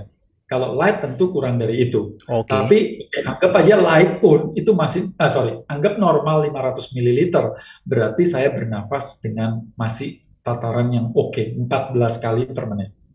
Tapi kalau saya melihat orang di sekitar saya, untuk dapetin 20 itu gampang banget. Maksudnya orang tidur di pesawat kan seringkali saya lihat ketika dia tidur di pesawat gitu. Nah, saya mulai memperhatikan nafasnya. Saya hitung biasanya 20, 25, bahkan keadaan tidur pun pernah mendapatkan yang 32 kali per menit. Artinya cukup boros seperti itu. Apalagi kemudian badannya naik turunnya kuat. Emang agak tangguh sih si bapak itu yang saya lihat seperti itu. Jadi saya bisa mengatakan bahwa mungkin dia mempunyai masalah-masalah fisik atau emosi, seperti orangnya swing emosinya, atau mungkin masalah fisik seperti emah atau cepat lelah dan sebagainya. Itu bisa dikorelasikan dengan satu masalah yang mungkin saya nggak bisa ngomong pastinya apa gitu. Mas Gobin, berarti dulu saya pernah ya mengamati ada orang tertentu ya, kita duduk lagi berdua itu saya amati dia napasnya itu nggak menggunakan napas diafragma, itu kelihatan banget napasnya menggunakan napas dada, dan itu sangat gelisah banget loh orangnya. Saya hitung mungkin kalau Mas Gobin 30 per menit itu mungkin masih oke lah, ini mungkin sudah saya hitung sampai 40 bahkan per menitnya. Jadi dia napas dengan itu luar biasa loh, ketika dia napas untuk exhale-nya ya, untuk napas keluarnya dia lebih cenderung lebih cepat, dan itu lebih, saya pikir volumenya lebih banyak ya, dibandingkan ketika dia napas masuknya. Itu berarti dia lagi sedang mengatasi stresnya atau dalam kondisi apa tuh batinnya Mas Gobin? Ya, bahwa nafas itu selalu memang keluar lebih banyak daripada masuk, itu pasti. Karena masuk itu adalah oksigen, yang keluar karbon dioksida, kan? Berarti ada karbon, ada C itu. Karbon ini berasal dari pembakaran. Jadi kalau saya bakar kertas kan itu muncul karbon. Nah, gula yang di dalam tubuh kita ini dibakar, itu pun jadi karbon, dan itulah yang membuat berat badan kita turun. Seperti itu ya. Nah, Dan kemudian kalau dia bernafas yang baik itu kan kita bernafas tidak bersuara. Jadi kalau udah bersuara itu berarti sudah terlalu berat, dan kemudian apalagi ini bergerak semuanya, itu ya tubuhnya sedang mengkompensasi stres yang ada untuk lebih banyak nafas seperti itu. Jadi kalau kita meditasi, kita tenang, itu nafas kita malah menjadi lebih sedikit-sedikit, bahkan sepertinya kita nggak bernafas, nafas kita jadi sangat light. Nggak ada satu orang duduk meditasi dengan nafas yang itu nggak pernah ada. Bahkan kalau baca salah satu bukunya Ajahn Brahm, dia pernah bermeditasi di sebuah gua di Australia, dan kemudian ada seorang ibu-ibu yang kemudian melihat Ajahn Brahm, dan kemudian dia lari ke biku yang lain dan mengatakan bahwa ada biku yang meninggal di meditasi di dalam itu. Kenapa? Karena dia dianggap nggak bernafas, karena diam tenang, saking tenangnya itu nggak bernafas. Lao Tzu itu pernah mengatakan, a perfect man breathes as if he is not breathing. Orang-orang tercerahkan itu bernafasnya seperti dia tidak bernafas. Ketika kita duduk tenang, benar-benar tenang, nggak ada orang yang tapi nafas kita seperti itu, kok diam, nggak ada nafasnya gitu. Nariknya sedikit, lepas, diam lagi. Narik sedikit, lepas, diam. Jeda di sini itulah yang sangat penting dalam kehidupan kita. Jeda inilah membuat kita mengambil keputusan dengan oke. Kalau napasnya cepat, maka ngambil keputusannya juga nyolot, senggol bacok, reaktif. Tapi semakin kita lebar jarak antara satu nafas dan nafas yang lain, inilah yang membuat kita menjadi bisa memikir tentang reaksi kita apa. Maka itu orang sebut proaktif. Kalau dalam bahasanya Stephen Covey di bukunya Seven Habits, di antara stimulus dan respon itu ada jeda. Dan disitulah kita manusia punya visualisasi, punya kebebasan untuk memilih. Maka itu disebut responsibility, the ability to respond, kemampuan kita merespon. Ketika ada seseorang yang menghina, kita berpikir, oh itu apa yang harus kita lakukan dan sebagainya. Inilah yang disebut Homo sapiens. Jadi dia tidak nyolot, senggol bacok dan sebagainya. So orang itu lebih sadar seperti itu. Nah, kemampuan ini perlu dilatih sehingga, dan itu menjadi lebih sehat karena kita menjadi lebih lebih tenang hidupnya. Dan ini menarik. Ini bukan penelitiannya, sama Nara. Experience ya, pengalaman. Bukan. Ini kepercayaan. Tapi Oke. Gak kepikir sih sebelumnya bahwa gini. Selama ini kita kalau kita ngomong di Indonesia ini, kalau ditanya siapa menciptakan manusia? Tuhan, seperti itu ya. Dan kemudian ditanya soal umur manusia, sebagian besar akan percaya bahwa umur itu sudah ditentukan. Ditentukan artinya bahwa selama ini kita berpikir bahwa yang menentukan atau ditentukan itu berdasarkan waktu. Jadi contohnya nanti Gobin meninggal di usia 83 tahun, 6 bulan, 7 hari, dan berapa detik gitu ya. Jadi di detik itu, apakah saya sakit atau tidak, muncullah, mau kecelakaan, mau apa, pokoknya di detik itu saya meninggal. Tapi kita mulai agak menanyakan hal ini karena penelitian mengatakan bahwa waktu itu relatif. Kalau kita nanti pindah jadi ke Mars, gitu, mengungsi ke Mars, atau nanti kita punya pesawat yang punya kecepatan cahaya, di mana kita berkeliling-keliling di luar angkasa selama berapa menit gitu, dan kembali ke bumi setelah 5 menit gitu, bumi ini sudah 5 tahun contohnya. Maka sebenarnya hidup saya atau waktu berkurangnya saya itu 5 menit atau 5 tahun. Ini jadi dilema seperti itu. Nah di India ada sebuah kepercayaan, dan dipercaya bahwa Tuhan menciptakan manusia, dan manusia itu sudah ditentukan umurnya. Tapi umur ini ditentukan bukan berdasarkan waktu, tapi berdasarkan nafas. Nah, hari ini secara hukum rata-rata kita itu diberi nafas, atau rata-rata manusia hari ini hidup itu 660 juta nafas per kehidupan.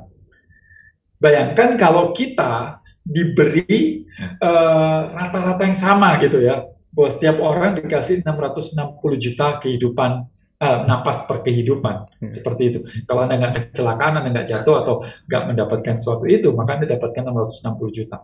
Nah, orang-orang yang bernafas lebih irit, tentu umurnya lebih panjang daripada orang-orang yang boros, seperti itu. Ada korelasinya ya? Ada korelasinya ya? Ada korelasinya, bahwa, jadi kalau saya kembali ke 2500 tahun lalu dan mengingat sang Guru Agung Buddha itu umur 80 tahun, bagi sekarang itu biasa. Tapi di 2500 tahun lalu, umur 80 tahun itu istimewa banget. Luar biasa, sangat-sangat panjang. Seperti itu. Ya. Pada saat itu, kita berpikir bahwa manusia umurnya sekitar 30 tahunan menurut data yang ada. Seperti itu. Bahkan kalau kita mau melihat raja-raja di Mesir kuno, yang dimumikan dan sebagainya itu 25-30 tahun umurnya. Pekerja yang buat piramid itu bahkan di bawah itu, seperti itu. Jadi sangat-sangat rendah umur. Bahkan Alexander the Great yang selalu Iskandar Agung yang selalu diagungkan, itu umurnya 26 tahun. Ya, singkatnya. Udah meninggal gitu. Jadi semakin hari itu kita menjadi lebih panjang, dan lagi-lagi teknologi ini juga mempertanyakan segala sesuatu yang kita percaya, yang keyakinan-keyakinan kita dibenturkan oleh sebuah fakta bahwa nggak lama lagi, sekitar mungkin 20-30 tahun lagi, tapi di tahun-tahun berapa puluh tahun ke depan ini, bahwa teknologi akan memungkinkan kita hidup di atas 100 tahun, bahkan 200 tahun itu sendiri. Jadi kita mulai bertanya-tanya bagaimana, apa yang terjadi, karena hari ini itu angka harapan hidup udah cukup tinggi, yaitu 72, dan Jepang hampir selalu menjadi nomor satu, yaitu sekitar 84 tahun. Hari ini ada sekitar 15.000 orang, 11.000 orang di Jepang yang usianya di atas 100 tahun itu sendiri. Semakin hari semakin banyak, semakin hari semakin banyak. Nah, jadi kalau kita masih umur 15 tahun, dengan perubahan teknologi yang cepat, mungkin kita bisa ngikutin. Sama Nera mungkin bisa mengikuti, tapi kalau seperti saya atau orang-orang di atas usia 50 tahun, itu akan berat untuk ngikutin percepatan itu. Maka yang diperlukan kita adalah ketenangan, bagaimana kita bisa lebih stabil, memutuskan segala sesuatu yang benar, yang tepat. Itu adalah harta kita untuk menjalani kehidupan ke depan, menurut saya. Iya, itu menjadi signifikansi untuk melatih mindfulness ya, Mas Gobin ya. Betul sekali. Mas Gobin, saya tertarik dengan fakta yang diberikan oleh Buddha di dalam salah satu khotbah ya, khususnya ya. Itu adalah yang paling fundamental kalau kita mau berlatih meditasi. Saya awalnya nggak mengerti kenapa ya Sang Buddha itu mengatakan kalau orang meditasi di awal sekali dia akan mendapatkan napas yang panjang, ya, napas yang panjang, yang berat dan sebagainya. Tapi ketika dia sudah masuk dalam kondisi yang rileks, dia semakin rileks, itu akan memendek. Itu mungkin ada korelasi seperti yang Mas Gobin jelaskan. Sebetulnya itu ada relevansi loh kalau orang berlatih bernapas di tahap awal ya. Dari 16 steps dalam pelatihan pernapasan di Anapanasati, itu 2 steps di awal dia adalah mengkonversi nafas yang panjang tadi itu menjadi pendek, menjadi lembut dan menjadi halus. Itu apakah emang benar ya dalam siklus itu memang terjadi, Mas Gobin, secara saintifiknya? Ya, memang itu yang terjadi, bahwa nafas banyak-banyak, nafas boros, nafas panjang itu sebenarnya nggak sehat, yaitu orang-orang yang stres itu. Semakin kita sering itu, maka nafas kita menjadi sedikit dan jarang seperti itu. Maka itu light. Semakin kita sering berlatih kan, makan kita nggak jadi banyak seperti itu, makan jadi lebih sedikit. Kemudian slow, makan kita pelan. Ya kan, makan yang bagus kan pelan, sama nafas kita menjadi lebih pelan. Dan deep artinya, deep itu selalu ini disalahkan sih, selama ini kita katakan deep breathing, itu selalu dikatakan big breathing, diartikan big breathing, itu deep breathing. It is not deep breathing, it's a big breathing. Deep itu kedalaman, dalam. Jadi kalau ya kan lebih dalam itu deep. Deep itu artinya menggunakan si diafragma itu sendiri. Jadi light, slow, and deep itu adalah kita membuat nafas kita menjadi seperti meditasi itu sendiri. Karena kita bisa sih bermeditasi dan kemudian nafas kita lambat. Tapi kan bisa juga dibalik. Ketika kita nafas lambat, light, dan deep ini, maka meditasi kita menjadi lebih baik. Jadi, pertanyaannya, untuk orang modern disuruh punya waktu untuk otak kita tenang, relax, dan sebagainya kan susah banget. Ketika suruh duduk meditasi, yang muncul mantan, yang muncul utang, itu kan susah banget. Nah, apa yang kita lakukan adalah maka itu dirubah fokusnya pada nafas itu sendiri. Nafasnya dibuat menjadi lebih relax, lebih santai, lebih sedikit, lebih slow seperti itu. Maka pikiran kita akan mempengaruhi. Karena ketika kita stres kan pikiran kita cepat sekali, otak kita kan cepat sekali, monkey mind seperti itu.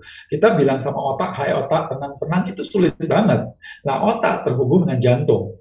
Nah, jantung itu kita susah untuk mengatakan jantung kamu tenang dong, ini susah banget. Karena keduanya itu dipengaruhi atau dikendalikan oleh sistem syaraf yang tidak sadar atau disebut autonomic nerve system. Nah, untungnya jantung ini terhubung dengan nafas kita. Nah, nafas kita terhubung dengan dua saraf itu sendiri. Yang pertama autonomic nerve system, seperti sekarang saya berbicara, saya tidak memperhatikan nafas, tapi tetap mereka berlangsung. Tapi kalau seandainya saya mau mengintervensi, mengatur nafas saya, maka itu pun bisa. Jadi dua saraf ini terhubung di yang sadar dan tidak sadar ini terhubung di nafas kita. Nah, ketika kita mengintervensi nafas kita, maka otomatis jantungnya menjadi lebih lambat, otaknya juga menjadi lebih kalem, lebih rileks. Dan itu terbukti tidak ada satu orang pun di dunia, yang bisa marah-marah dengan nafas lambat. Jadi kalau nafas kita pelan, udah nggak mungkin kita bisa marah. Ada nggak pernah ketemu orang yang lagi emosi kemudian nafasnya Nggak ada ya. Nggak ada, ya kan. Jadi selama kita bisa mempertahankan nafas kita ideal, sebenarnya nggak mungkin emosi kita itu memuncak. Maka itu ada sebuah kata bahwa when you own your breath, nobody can steal your peace. Ketika Anda bisa menguasai nafas Anda, maka tidak ada satu orang pun yang mampu mengendalikan nafas kita, yang mampu Emosi. mencuri kedamaian di dalam diri kita. Ya, Mas Gobin, itu berarti kan napas itu berarti kan siklusnya kan dari panjang kemudian lama-lama jadi pendek ya. Nah, tadi Mas Gobin bilang ada semacam intervensi yang secara sadar sebetulnya. Nah, kalau misalnya di LSD sendiri, apakah intervensi yang dilakukan untuk bisa napasnya secara NLSD tadi, nose, light, slow and deep itu apakah bisa dilakukan intervensi secara sadar atau memang kita harusnya tanpa sadar aja begitu, Mas Gobin? Ya, emang apapun di dunia ini kan awalnya kita melakukan harus dengan sadar, kita melatihnya seperti itu. Jadi ada dua program sih sebenarnya, bahwa LSD itu adalah dasar nafas kita yang seharusnya, which is saya buat pelatihan untuk itu supaya mengingatkan hal yang ini semua itu, bahwa apa yang harus kita lakukan, latihan nafas yang seperti apa, ada apps-nya gitu, tapi kita harus melatihnya dan mengingatnya terus, seperti itu. Sementara yang kedua adalah pelatihan yang sengaja memang untuk memprogram si otak bawah sadar kita atau bagian otak yang mengurusin nafas ini untuk menjadi LSD itu sendiri, yaitu yang Buteyko itu sendiri. Jadi ada dua hal ini. Tentu dua-duanya sangat baik untuk kita latih, tapi kalau yang satu adalah programming, yang satunya adalah kita melakukan dengan sadar berulang-ulang juga, nanti lama-lama juga programming, tapi tentu efektivitasnya lebih cepat kalau kita program daripada kita mengingatnya terus dan kemudian melakukan berulang-ulang seperti itu. Untuk program itu siapapun bisa ya, Mas Gobin ya? Bisa banget, setiap orang bisa, tapi ya 1 bulan pertama memang perlu untuk menyediakan waktu seperti itu. Di dunia ini kan apapun kita mau maju itu kan kita perlu dua hal. Satu adalah waktu, yang kedua adalah attention. Yeah. Waktu kecil itu saya megang gelas atau ngaduk teh itu juga sesuatu yang sulit. Saya memerlukan waktu, memberikan waktu dan attention pada hal tersebut, sehingga saya sekarang membuat itu menjadi ya sangat mudah karena kemampuannya meningkat seperti itu. Ya. Berarti itu memang dalam kurun waktu tertentu orang bisa berlatih untuk LSD itu ya, Mas Gobin ya? Yes. Ada sebuah hukum sebenarnya, ini menarik kali, hukumnya itu bukan hukum, ada proporsi agung, yaitu 5,5. Jadi kalau kita 5,5 detik tarik, 5,5 detik lepas, maka kita akan mendapatkan 5,5 kali nafas per menit. Dan itu disebut proporsi agung oleh si James Nestor dengan penelitiannya di buku ini. Ya, 5,5 kali tarik, 5,5 detik tarik, 5,5 detik lepas, dan kita akan mendapatkan 5,5 kali nafas per menit. Ya. Itu 5,5 detik itu adalah dalam kondisi normal atau dalam kondisi kita benar-benar relax gitu? Normal, jadi rest dalam arti kita duduk dan menyiapkan, bukan dalam keadaan kita lari atau jalan atau apa, itu lain lagi, itu ceritanya lain. Tapi kalau kita sudah terbiasa rest itu, maka kemudian kita mulai maju ke yang lainnya seperti itu. Maka kalau saya setiap hari emang melatih, waktu jalan saya latihan, sebelum olahraga saya juga latihan untuk bernafas supaya oksigen saya meningkat. Apa yang harus dilakukan supaya kadar tubuh saya itu, limpa saya mempunyai kandungan Hb yang banyak dan oksigen yang banyak itu lepas, sehingga mendukung apa itu namanya olahraga saya 1 hari 1 jam seperti itu. Jadi saya memanfaatkan semua hal dalam kehidupan saya dengan nafas itu. Kalau saya mau berbicara, apa nafas saya harus lakukan. Kalau saya mau fokus, apa yang harus lakukan, mau meditasi, apa yang harus lakukan. So ini sebenarnya kita bisa mengatur nafas dengan untuk membuat si tubuh saya seperti ini atau itu. Seperti saya setiap hari kan mandi pakai air es. Bagaimana saya sebelum mandi pakai air es itu, saya harus melakukan nafas tertentu agar tubuh saya menjadi hangat atau adrenalin saya keluar, sehingga saya tidak terkena atau tidak kedinginan seperti itu. Jadi menarik sekali bahwa nafas ini meregulasi banyak hal, tekanan darah, detak jantung, hormonal, apa itu namanya, suhu tubuh, pH tubuh, dan Saraf? berbagai hal. Saraf? Kenapa? Saraf juga termasuk? Ya, saraf, sistem syaraf kita, apakah ke parasimpatik atau simpatik, itu bisa diatur dengan cara merubah nafas kita. Maka itu ketika kita nafasnya salah, sarafnya tegang yang terus-terusan jalan, maka ya itu tubuhnya tegang terus seperti itu. Jadi kalau kita mengubahnya, maka dia menuju ke parasimpatik dan relax, dan ya sudah, kesembuhan lebih gampang tercapai kalau kita benar-benar relax kan. Oke, Mas Gobin, sebelum saya tanya tentang bagaimana convert berkaitan dengan napas dada kepada napas diafragma, saya mau tanya dulu tentang hyperventilation tadi ya. Tadi kita ada sempat bahas tentang hyperventilation, tapi Mas Gobin belum jelaskan lebih lanjut lagi berkaitan dengan hyperventilation. Ini korelasi di antara kita napas dengan hidung atau dengan mulut atau yang seterusnya itu dengan hyperventilation kita itu apa, dan dampaknya itu apa dari hyperventilation, Mas Gobin? Ya, bahwa hyperventilation definisinya kan adalah bernafas melebihi daripada metabolisme yang diperlukan saat itu. Jadi kalau saya lari, tentu saya menafas lebih banyak daripada saya duduk seperti itu.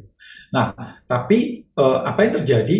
Kita ini sekarang menurut berbagai penelitian bahwa kita itu hyperventilation banyak sekali, bahkan bisa 2 kali daripada seharusnya.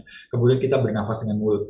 Penelitiannya mengatakan bahwa 50% penduduk bumi ini itu bernafas dari skala yang rendah sampai akut, itu bernafas dengan mulut. Dan ketika tidur, maka dia bernafas menggunakan mulut sampai 70%. Itu datanya seperti itu. Nah, artinya mulut ini kan rongganya lebih besar daripada hidung, sehingga lebih banyak masuk dan keluar. Nah, ketika masuk dan keluar ini terlalu banyak, maka komposisi karbon dioksida di dalam tubuh kita akan menurun. Komposisi karbon dioksida di dalam paru-paru kita seharusnya 35 mmHg sampai 40 mmHg. Ketika kita sigh, ya, sigh segitu, itu akan menurunkan kadar karbon dioksida lumayan gitu, dan itu akan membuat di otak kita itu turun 1 sampai 3 mmHg oksigen yang ada dalam tubuh di otak kita. Dan itu berpengaruh. 1 sigh aja udah berpengaruh. Apalagi kalau kita 20 kali nafas cepat, seperti kayak yang dilakukan Wim Hof contohnya, itu akan mengurangi setengah dari kadar karbon dioksida di dalam paru-paru kita.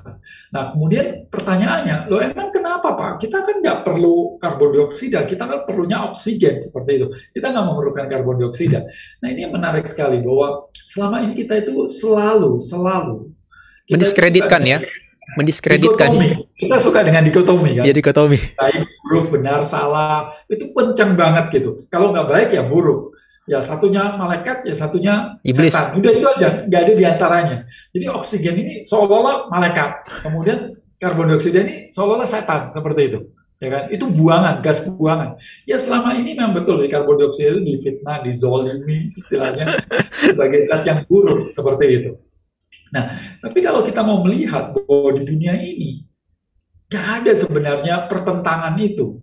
Pertentangan itu hanya konsep di dalam diri kita, seperti itu. Bahwa contohnya nih, kalau kita mengatakan putih, lawannya apa? Hitam. Selalu dikatakan seperti itu. Yes. Tapi sebenarnya apakah real bahwa putih itu lawan dari hitam? Enggak loh. Mata kita ini paling rendah bisa melihat warna namanya merah. Yeah. Paling tinggi adalah ungu. Di bawah merah apakah ada frekuensi? Ada namanya infrared di bawah. Yeah. Di atas ungu ada namanya ultraviolet. Di atas ungu. Tapi kita nggak bisa melihat. Kita bisa melihat Magicu Vipinium. Di mana hitam, di mana putih? Nggak ada. Oke, kita ambil yang paling bawah, yang gelombangnya paling panjang yaitu merah, yang paling pendek ungu yang kita bisa lihat. Apakah mereka bertentangan? Enggak. Mereka hanya beda saja. Tapi di otak kita, putih dan hitam itu bertentangan. Kalau kita mau melihat yin dan yang, itu mereka bukan bukan di garis lurus yang dipaksakan pisah dengan garis lurus. Mereka berpelukan tuh. Bahkan di dalam hitam ada putih, di dalam putih ada hitam. Oksigen memang perlu, tapi kalau kita terlalu banyak oksigen, apa yang terjadi? Besi berkarat, buah cepat busuk, ya kan? Betul. Penuaan dini. Itu semua karena terlalu banyak terpapar oleh oksigen yang disebut oksidasi itu sendiri. Ya. Nah, begitu pula karbon dioksida kalau terlalu banyak juga akan keracunan kita. Tapi keduanya memang diperlukan dalam komposisi yang pas, seperti itu. Nah, apa tugas si karbon dioksida itu sendiri? Nah, penelitian ini cukup lama sih sebenarnya, ditemukan oleh Niels Bohr sama anak ya, yang dimana disebut Bohr effect. Dia juga mendapatkan penelitian, mendapatkan Nobel gitu si bapak anak ini. Nah, dikatakan Bohr effect. Apa Bohr effect? Itu adalah peran dari karbon dioksida untuk memisahkan Hb, hemoglobin, dan oksigen, sehingga oksigen ini masuk ke dalam sel itu sendiri. Jadi ketika singkatnya begini, bahwa ketika kita menarik nafas udara itu masuk ke dalam paru-paru kita, dan di paru-paru kita, di ujung dari paru-paru kita, di alveoli itu, si darah ini menangkap si udara itu. Nah, kalau kemudian darah ini ngikat si oksigen, yang bagian yang ngikat oksigen itu namanya hemoglobin, Hb, satu protein dalam darah itu sendiri. Nah, hubungan affinity antara Hb dan oksigen ini sangat kuat. Dia itu hopeng istilahnya, atau teman baik gitu. Nggak mau lepas. Nah, gimana melepasnya? Yang bisa melepaskan ini adalah, atau mengurangi ikatan ini adalah si karbon dioksida itu sendiri. Jadi kalau nggak ada karbon dioksida, dia akan terus-terusan bersama. Karena karbon dioksida, maka dia lepas, dan oksigen ini masuk ke dalam sel, si karbon dioksida ada di darah, dan kemudian keluar, dan kemudian kita mengembuskan, seperti itu. Jadi kalau kita terlalu banyak bernafas, apa yang terjadi? Karbon dioksida turun. Kenapa? Karena karbon dioksida di udara kita, di sekitar udara kita, itu cuma 0,03%. Jadi kalau kita mau kembali ke masa purba berapa ratus ribu atau berapa juta yang tahun lalu, memang karbon dioksida pernah sih sampai 12% atau 6%. Saya lupa pastinya, tapi hari ini karbon dioksida itu cuma 0,03% di udara sekitar kita. Sementara oksigen itu 21%.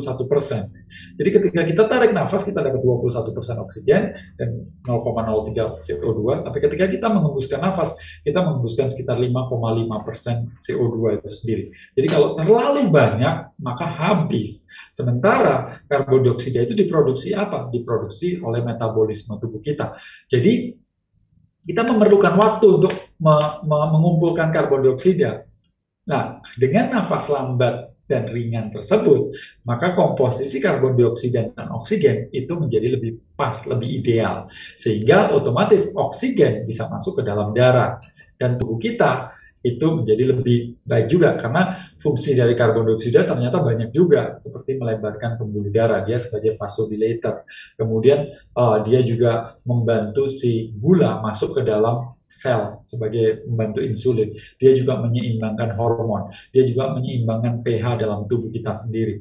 Jadi kalau kekurangan karbon dioksida, maka pH-nya kacau, pembuluh darahnya menyempit, dan sebagainya. Banyak sekali yang terjadi kalau kita kekurangan dari karbon dioksida itu sendiri.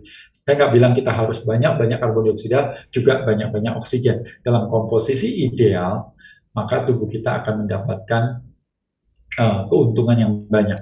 Dan kalau kondisi itu ideal, tubuh kita teroksigenisasi dengan baik, maka kita nggak perlu nafas banyak-banyak, nafas kita menjadi sedikit.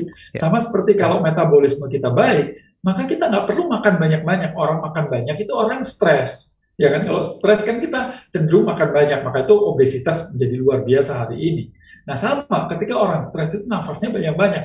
Dan ketika orang stres, dia memerlukan data yang banyak banget. Pengen berita ini, dan sebagainya. Jadi banyak itu nggak selalu baik di sini. Dan terbukti, we are what we eat. Semakin banyak data, semakin stres. Semakin banyak makan, semakin stres. Semakin banyak nafas, semakin cepat mati. Itu yang terjadi. Ya, Mas Gobin, saya pernah lihat satu eksperimen yang dia menggunakan marmut atau tikus begitu ya, Mas Gobin ya. Dan itu dia eksperimen di marmut tersebut atau tikus tersebut, itu karbon dioksidnya dia diambil sampai dia dioksidasi dengan oksigen tuh secara berlebihan. Dan itu efeknya kepada si tikus atau si marmut tersebut sampai nggak bisa jalan loh dia. Sampai seperti itu Siap. ya, untuk dieksperimenkan dengan hewan aja sampai seperti itu, apalagi kepada manusia ya sebetulnya ya. Ya, betul sekali bahwa itu terjadi sih. Tahun 1940 awal-awal penelitian itu seorang dokter yang sangat disegani namanya Yale Anderson. Yale Anderson itu yang mengawalin itu, dan itu ditulis juga di buku ini. Dan memang waktu saya belajar Buteyko di awal-awal juga udah dijelaskan itu, dan dia mengatakan bahwa karbon dioksida is chief hormone. Jadi dia mengatur hormon-hormon yang ada dalam tubuh kita dengan lebih oke bila ada karbon dioksida yang cukup. Betul banget itu. Oke, Ya. Mas Gobin, saya mau tanya, ini kan 2032 ya. Pertanyaan saya adalah gimana tuh cara konversi kita? Dari kita yang punya kecenderungan napas dengan dada, terus kita mau konversi ke nafas diafragma yang sebelumnya itu sangat fundamental dalam kehidupan kita sehari-hari. Khususnya bagi orang yang punya kecenderungan dengan hustle culture, yang dimana mereka harus dengan cepat segala macam jalan, melakukan apapun dengan cepat. Bagaimana cara dia mengkonversi dari pernapasan dada yang terlalu dominan kepada napas yang diafragma itu? Oh, oke. Saya kan beritahu gampang caranya, sangat-sangat mudah, yaitu ketika kita merasakan bahwa nafas saya kok dada ya, dan saya kepingin kembali nafas perut seperti itu. Dan apa yang harus saya lakukan? Ada sih yang menggunakan visualisasi, ada yang menggunakan sentuhan, tapi menurut saya cara yang saya akan ajarkan sebentar lagi atau bagikan sebentar lagi, itu pasti dan pasti bisa seperti itu. Maksudnya tidak mungkin fail gitu kalau kita melakukan seperti apa yang saya minta, seperti itu. Caranya bagaimana? Yaitu kita bisa membuktikan dengan cara meletakkan kedua tangan kita di samping di bawah diafragma atau di bawah rusuk. Jadi sebentar, ini saya stop dulu. Oke, saya kenyangkan dulu. Oke, nah ini kan saya letakkan di sini di diafragma. Oke, Anda letakkan, tapi nggak usah berdiri, tetap duduk ya. Ini saya cuma memberitahu saja, tetap duduk, letakkan tangan di sini, dan kemudian kita duduk seperti biasa, dan kemudian condongkan tubuhnya ke depan, condong ke depan sedikit saja, nggak usah sampai dalam, sedikit saja, dan coba tarik nafas Anda dan lepaskan, dan perhatikan perut Anda. Nah, ketika kita condong ke depan dan bernafas seperti ini, maka ketika kita tarik nafas, perut kita yang akan membesar. Ya, betul, exactly betul. Ketika kita melepas, perut kita akan mengecil. Nah, inilah pernafasan diafragma. Jadi, kita bisa melakukan ini 7, 8, 10 kali juga nggak apa-apa, dan kemudian perlahan-lahan kita kembali, dan kemudian itu adalah cara untuk switch-nya. Jadi, kapanpun kita merasakan itu, lakukan itu, kembali lagi seperti itu. Tapi nanti lama-lama kita akan dengan gampang kok melakukan hal ini dengan kebiasaannya, karena itu kan semakin sering dilatih maka tubuh kita lebih gampang untuk melakukannya, untuk men-switch-nya. Nanti lama-lama kalau ini terus-terus dilatih, kita akan kembali ke masa kecil kita, di mana setiap bayi lahir itu menggunakan nafas diafragma itu sendiri. Oh. Jadi kita itu. Tapi kalau bisa sih ya kita melatih juga. Jadi diafragma itu kan otot ya. Ini menarik sekali bahwa tadi saya sempat mengatakan nafas itu adalah satu-satunya yang terhubung dengan sadar, saraf sadar, dan bawah sadar. Kalau lagi saya ngobrol begini, saya melupakan nafas, tapi nafas bekerja. Tapi saya bisa intervensi. Sama, bahwa di dalam tubuh kita ini ada otot yang kita bisa yang kita kendalikan. Seperti, ini saya mau kendalikan ini. Kalau nggak saya kendalikan, ya nggak bergerak dia. Seperti itu. Tapi ada otot-otot yang bergerak secara otomatis, tapi kita nggak bisa mengendalikan, seperti otot jantung. Itu kan dia bergerak secara otomatis. Saya nggak bisa kendalikan, stop, dan nggak bisa. Ya. Nah, diafragma itu termasuk otot yang seperti otot jantung, otot pencernaannya, dia nggak bisa yang seperti itu, otot yang di dalam itu. Tapi kita bisa intervensi. Jadi nafas kita bisa intervensi, otot ini kita bisa intervensi. Padahal itu adalah otot yang termasuk juga yang tidak bisa diintervensi gitu, yang sejenis seperti yang tidak bisa diintervensi. Jadi kita punya tools. Jadi kalau selama ini kita itu nggak tahu, maka kita otomatis dikendalikan oleh hal-hal yang di luar diri kita. Tapi karena kita tahu bahwa sebenarnya tubuh kita ini ada bagian-bagian yang sebenarnya kita bisa kendalikan, dan itu ternyata banyak sekali. Semakin kita mengenali tubuh kita, maka semakin banyak hal yang bisa kita kendalikan. Semakin kita bisa mengendalikan tubuh kita, termasuk pikiran kita, maka ya kita bisa mengendalikan dunia. Dalam arti ya kebahagiaan kita, ketenangan kita, kedamaian kita, dan sebagainya. Seperti itu. Itu signifikan banget ya Mas Gopin ya. Dan saya pernah perhatikan ada orang yang cenderung dia nggak bisa Mas Gopin tuh menggunakan napas diafragma tadi ya. Tapi mungkin dengan pelatihan yang seperti tadi, yang katakanlah badannya agak dicondong ke depan dan menggunakan pernapasan perut, dan itu terasa tuh. Napas perutnya kan bergerak ketika dia masuk ya. Ketika inhale, kan perutnya kan bergerak mengembung ya. Dan sekempis itu mungkin bisa ya Mas Gopin ya untuk intervensi mereka secara sadar begitu ya. Betul. Dan seperti tadi, bukan kalau bisa sih jangan hanya dirubah saja, tapi dikuatkan seperti otot-otot yang lain dikuatkan. Kalau itu kuat, tadi saya bilang bahwa keseimbangan tubuh kita menjadi baik, tulang belakang kita menjadi lebih baik, kemudian racun cepat keluar dan sebagainya. Ada beberapa hal sih, contohnya menggunakan belt ini Buteco belt namanya. Emang sengaja dibuat seperti korset yang dimana kita bisa gunakan di sini, ya. Bisa diatur seperti itu. Dia seperti korset tapi dia lebih slim seperti itu. Ini salah satu cara untuk memperkuat si diafragma.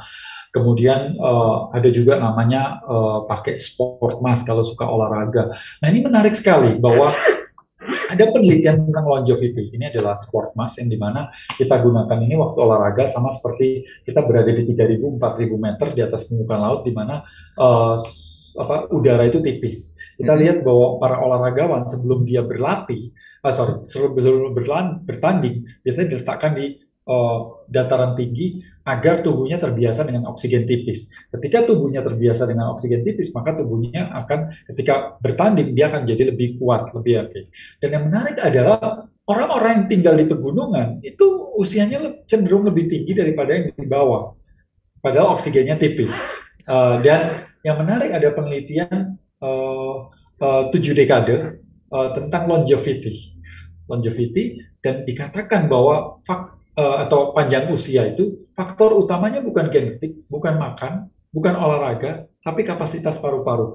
Penelitian ini kemudian diulangi di tahun 2000 lebih dari 500 orang dan hasilnya sama bahwa kapasitas paru-paru itu salah satu hal yang sangat signifikan untuk memperpanjang harapan hidup kita. Jadi nafas itu fondasi utama dalam kehidupan kita, karena itu kan kita lakukan setiap hari, setiap saat, dan satu-satunya secara konstan kita lakukan, satu-satunya loh. Yang lainnya nggak konstan kita lakukan, tapi satu-satunya selalu kita lakukan sepanjang hidup kita, yaitu nafas itu sendiri. Tapi anehnya, kita belajar fisika, kimia, matematika, integral, turunan, dan ribuan jam kita menghabiskan waktu di pelajaran-pelajaran itu, dan tidak ada satupun yang kita ingat. Soal matematika, fisika, kimia, sebagian besar orang nggak ingat. Tapi anehnya, satu-satunya hal yang selalu kita gunakan yaitu bernafas, kita nggak pernah pelajari. Ini ironis banget. Terbalik ya, itu adalah dua hal yang kontradiksi banget ya. Ya. Nantinya kita berlatih ribuan jam bernafas, hari ini sih, wah, hidup kita oke banget. Mas Gopin, ada satu fakta lagi ya. Ini yang saya perhatikan dari beberapa, katakanlah ini eksperimen juga, dan juga saya memperhatikan orang-orang yang bermeditasi. Mereka akan lebih mudah rileks kalau seandainya badan tuh condong ke depan loh. Ya, dalam konteks ini bukan badan yang dicondongkan ke depan secara sengaja, tapi dia akan menggunakan alas duduk atau katakanlah asana. Ya, asana itu dia yang belakangnya lebih tinggi. Ya. Belakangnya lebih tinggi, jadi di bagian dia punya tulang ekor itu tertopang. Sehingga ketika tertopang dia bisa duduk dengan tegak sampai 90 derajat. Sehingga dia punya spinal itu dia jadi lurus, Mas Gopin ya. Nah, apakah itu ada korelasi juga dengan kita bermeditasi supaya itu jadi lebih rileks? Begitu, Mas Gopin? Ya, betul sekali bahwa tulang belakang yang lurus itu akan membuat kita menjadi lebih rileks, lebih baik ya daripada yang bengkok. Karena beberapa orang secara struktur itu memang kalau duduk dia sama antara pinggul dan apa itu namanya lututnya itu sejajar, maka dia nggak bisa tegak, dia akan bengkok begini. Dan itu akan mempengaruhi karena satu bahwa ketika bengkok kemudian ini diafragmanya ketekan seperti ini, dan itu sama sekali nggak oke untuk nafas kita secara nafas. Dan perlu diketahui bahwa paru-paru itu lebih banyak di belakang daripada di depan. Jadi kalau kita bilang paru-paru saya, harusnya paru-paru saya di sini, gitu, bukan di sini. Maka itu kemudian dianjurkan untuk tidak tidur terlentang, tapi tidur miring ke kanan, seperti patungnya Buddha itu kan tidur ke kanan semua. Saya mengasumsikan itu tidur di malam hari, karena kalau tidur di siang hari, menurut buku dari kuno di India seperti itu sebaiknya tidur ke kiri. Tapi kalau malam hari tidur ke kanan supaya lubang hidung kita ini yang kiri yang terbuka sehingga tubuhnya menjadi lebih dingin. Dulu ini sesuatu hal yang kelihatannya mistik dan itu cuma kepercayaan dan sebagainya. Tapi ternyata itu terbukti secara ilmiah sekarang, dan di bukunya James Nestor juga dijelaskan soal itu. Ngomong-ngomong soal itu ada cerita lucu. Pada saat itu saya keliling-keliling di Bali, itu kan banyak patung Buddha ya. Kemudian ada seorang pematung itu menjual sebuah patung yang bagus, tapi murah banget. Saya bilang, kenapa yang lain mahal, tapi ini lebih bagus, tapi kok murah? Ternyata Budanya, dia salah. Budanya tidurnya miring ke kiri. Mungkin itu adalah asumsi, Mas Gobin, itu asumsi saya. Mungkin itu adalah dia menggambarkan Buddha tidur di siang hari, ya. Kan kalau tidur di siang hari, kalau kita bilang tidurnya menghadap ke kiri, itu kan adalah pengaruh kepada digestion system kita kan, sistem pencernaan kita, ya kan. Kalau ke kanan, dia akan lebih rileks. Dan faktanya, Buddha itu selalu tidur di malam hari, tidak pernah di siang hari. Jadi selalu menghadapnya ke kanan, tidak pernah ke kiri. Mungkin itu adalah patung yang paling unik di dunia ini. Dia pikir kan sama mungkin ya kanan kiri, tapi malah laku-laku. Kenapa? Oh ternyata dia baru sadar mungkin ada seseorang yang mengatakan ini salah, udah nggak pernah tidur miring kiri. Itu kalau dibeli mungkin jadi penemuan yang paling aneh, yang paling unik. Oke, Mas Gobin, kita sudah bicara tentang tadi katakanlah diafragma, kemudian tadi sudah ngomong tentang regulasi, bagaimana cara bernapas yang benar, dan bahkan LSD tadi ya. Saya mau tanya, dengan pernapasan diafragma kita bisa jadi lebih rileks dalam kita bermeditasi. Itu gimana ya caranya? Kita bisa lebih deep berkaitan dengan dalam, dengan tadi asumsi yang deep itu ternyata salah ya. Yang orang asumsikan sebagai big breath. Ternyata itu adalah deep, itu adalah kedalaman. Nah, saya mau tanya gimana korelasi di antara mereka semua ya? Supaya kita benar-benar bisa mendapatkan ketenangan dari kita bernapas dengan seperti tadi. Yang light, slow, and deep. Kemudian juga dengan diafragma. Dan kita bisa mendapatkan ketenangan secara meditatif. Silakan Mas Gobin. Ya. Jadi kita mesti tahu bahwa salah satu organ yang sangat penting dalam tubuh kita itu namanya otak. Dan otak ini, kita ini sudah berkembang. Kenapa hari ini, kenapa kita semakin hari semakin cemas? Karena nggak bisa dipungkirin bahwa bagian otak yang di depan ini semakin lama semakin berkembang. Dan inilah otak yang memikirkan ke depan, memikirkan tentang masa depan, di mana biasanya kecemasan itu terjadi. Di mana orang itu kan takut pada sesuatu yang tidak kita ketahui, unknown. Maka itu kita akhirnya milih knowing pain daripada unknowing pleasure itu sendiri. Jadi ini semakin lama semakin berkembang, sehingga wajar semakin hari kita itu mikirin ke depan itu semakin banyak porsinya, dan kita nggak present moment itu sendiri. Nah, ternyata bahwa oksigen dan karbon dioksida dan beberapa gas-gas yang lain itu mempengaruhi konstelasi yang ada di dalam otak kita. Seperti itu. Sehingga ketika kita bernafas dengan kondisi yang ideal, maka otak yang bagian ini tidak terlalu aktif, maka kita akan menjadi lebih center, lebih saat ini, menjadi lebih tenang, lebih saat itu. Dan yang kedua, yang tadi saya ceritakan bahwa bagian otak yang ngurusin emosi, itu adalah bagian otak yang ngurusin nafas. Nah, ketika emosi kita tinggi, kita susah sebenarnya untuk bilang, kecuali kita memang sudah mempraktekkan meditasi cukup lama di mana kita bisa mengendalikan diri kita. Tapi kebanyakan orang di mana emosi lagi kacau, kita disuruh tenang, ini agak sulit banget. Apalagi kita ini sudah terpapar dengan begitu banyak kata bijak yang abstrak. Mohon maaf sekali bahwa kita ini udah terlalu kelewatan overdosis dengan sesuatu yang abstrak. Jadi seringkali kan kita itu mendengarkan khotbah, ceramah, dakwah, atau apapun namanya dari guru, pejabat, pemimpin agama dan sebagainya, sebuah kata-kata yang tidak bisa kita kenalin secara real.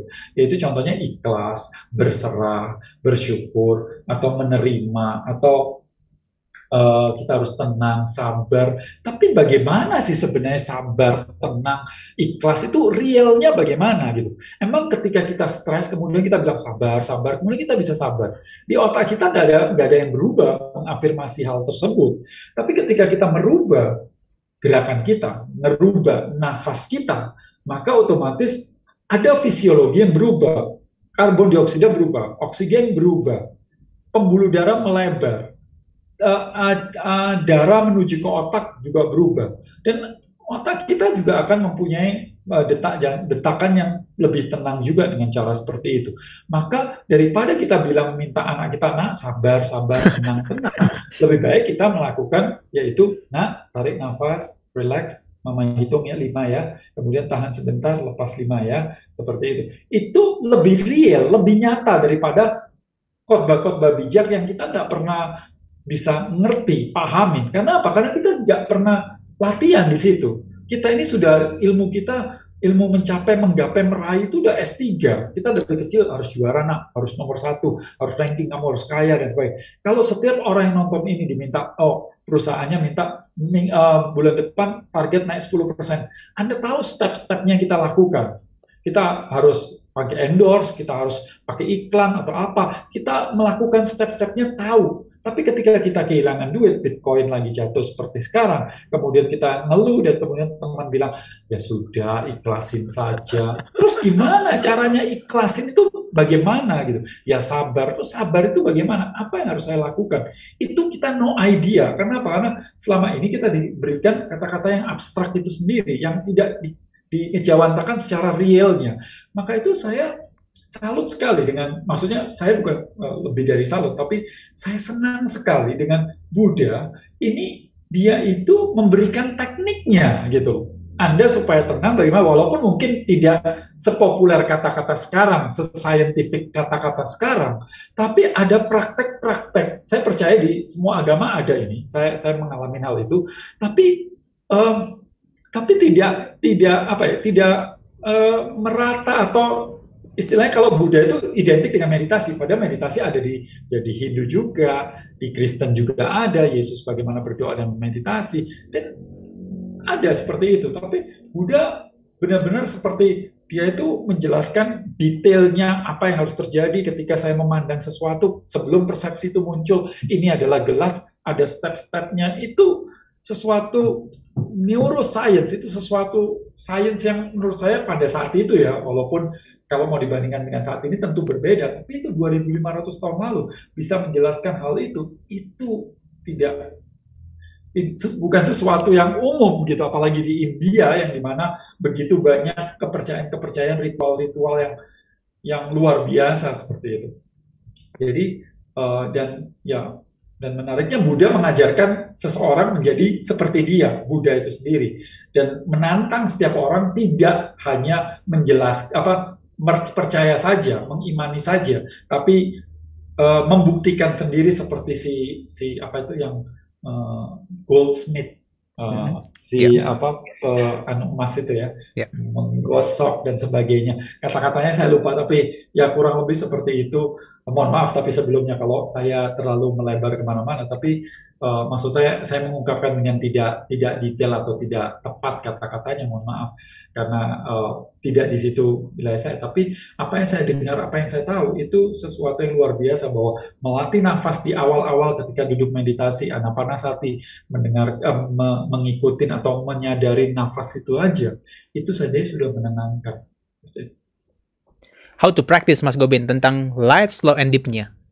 Light-nya bagaimana cara mempraktekannya? Apakah ada, katakanlah step-stepnya, seperti Buddha tadi katakan kan, di awal itu akan napas akan panjang dulu, nanti lama-lama akan pendek. Kalau dari Mas Gobin sendiri untuk bisa light, slow, and deep, itu bagaimana cara praktisnya? Iya, yaitu yang pertama adalah punyai waktu, selalu punyai waktu dulu. Nah, olah nafas sama seperti kalau kita setiap hari diminta olahraga. Olahraga itu kan ya sesuatu yang wajib, sesuatu yang benar, sesuatu yang oke. Tapi kemudian olah nafas itu juga harus dimasukkan sebagai prioritas. Kalau olahraga itu masuk prioritas, maka olah nafas itu harusnya juga prioritas. Itu yang pertama. Memang harus punya waktu untuk melakukan itu, apalagi di awal-awal, karena itulah pemrograman seperti itu. Itu yang pertama.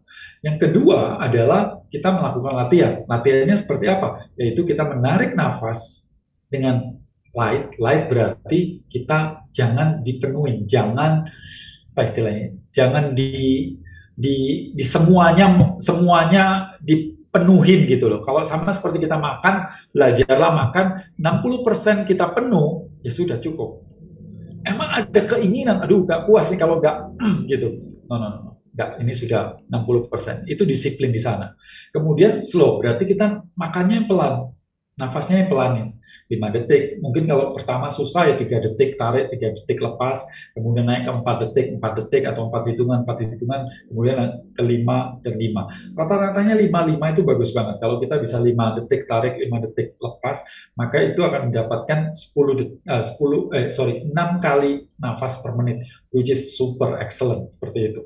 Dan kemudian yang ketiga adalah kita fokus pada nafas diafragma, seperti tadi saya katakan. Namun, selalu ingat, semua itu landasannya yaitu nafas hidup dengan lidah meletakkan di atas itu sendiri. Jadi NLSD itu didapatkan. Nah, sekarang berapa kali? Ya tergantung. Semakin Anda sering mencoba berlatih, maka otomatis ini akan menjadi lebih gampang untuk masuk ke dalam program. Dan itu 3-5 kali sehari boleh dilakukan, sekitar 10-15 menit. Dan kemudian jangan lakukan setelah makan, tapi tunggu sekitar 2 jam setelah makan. Kalau sebelum makan malah boleh, itu bagus. Dia akan membuat makan kita menjadi lebih sedikit, lebih tenang. Sebelum makan kita lakukan latihan nafas itu sendiri. Jadi itu adalah latihan-latihan yang kita bisa lakukan. Nah, tentu itu yang paling aman.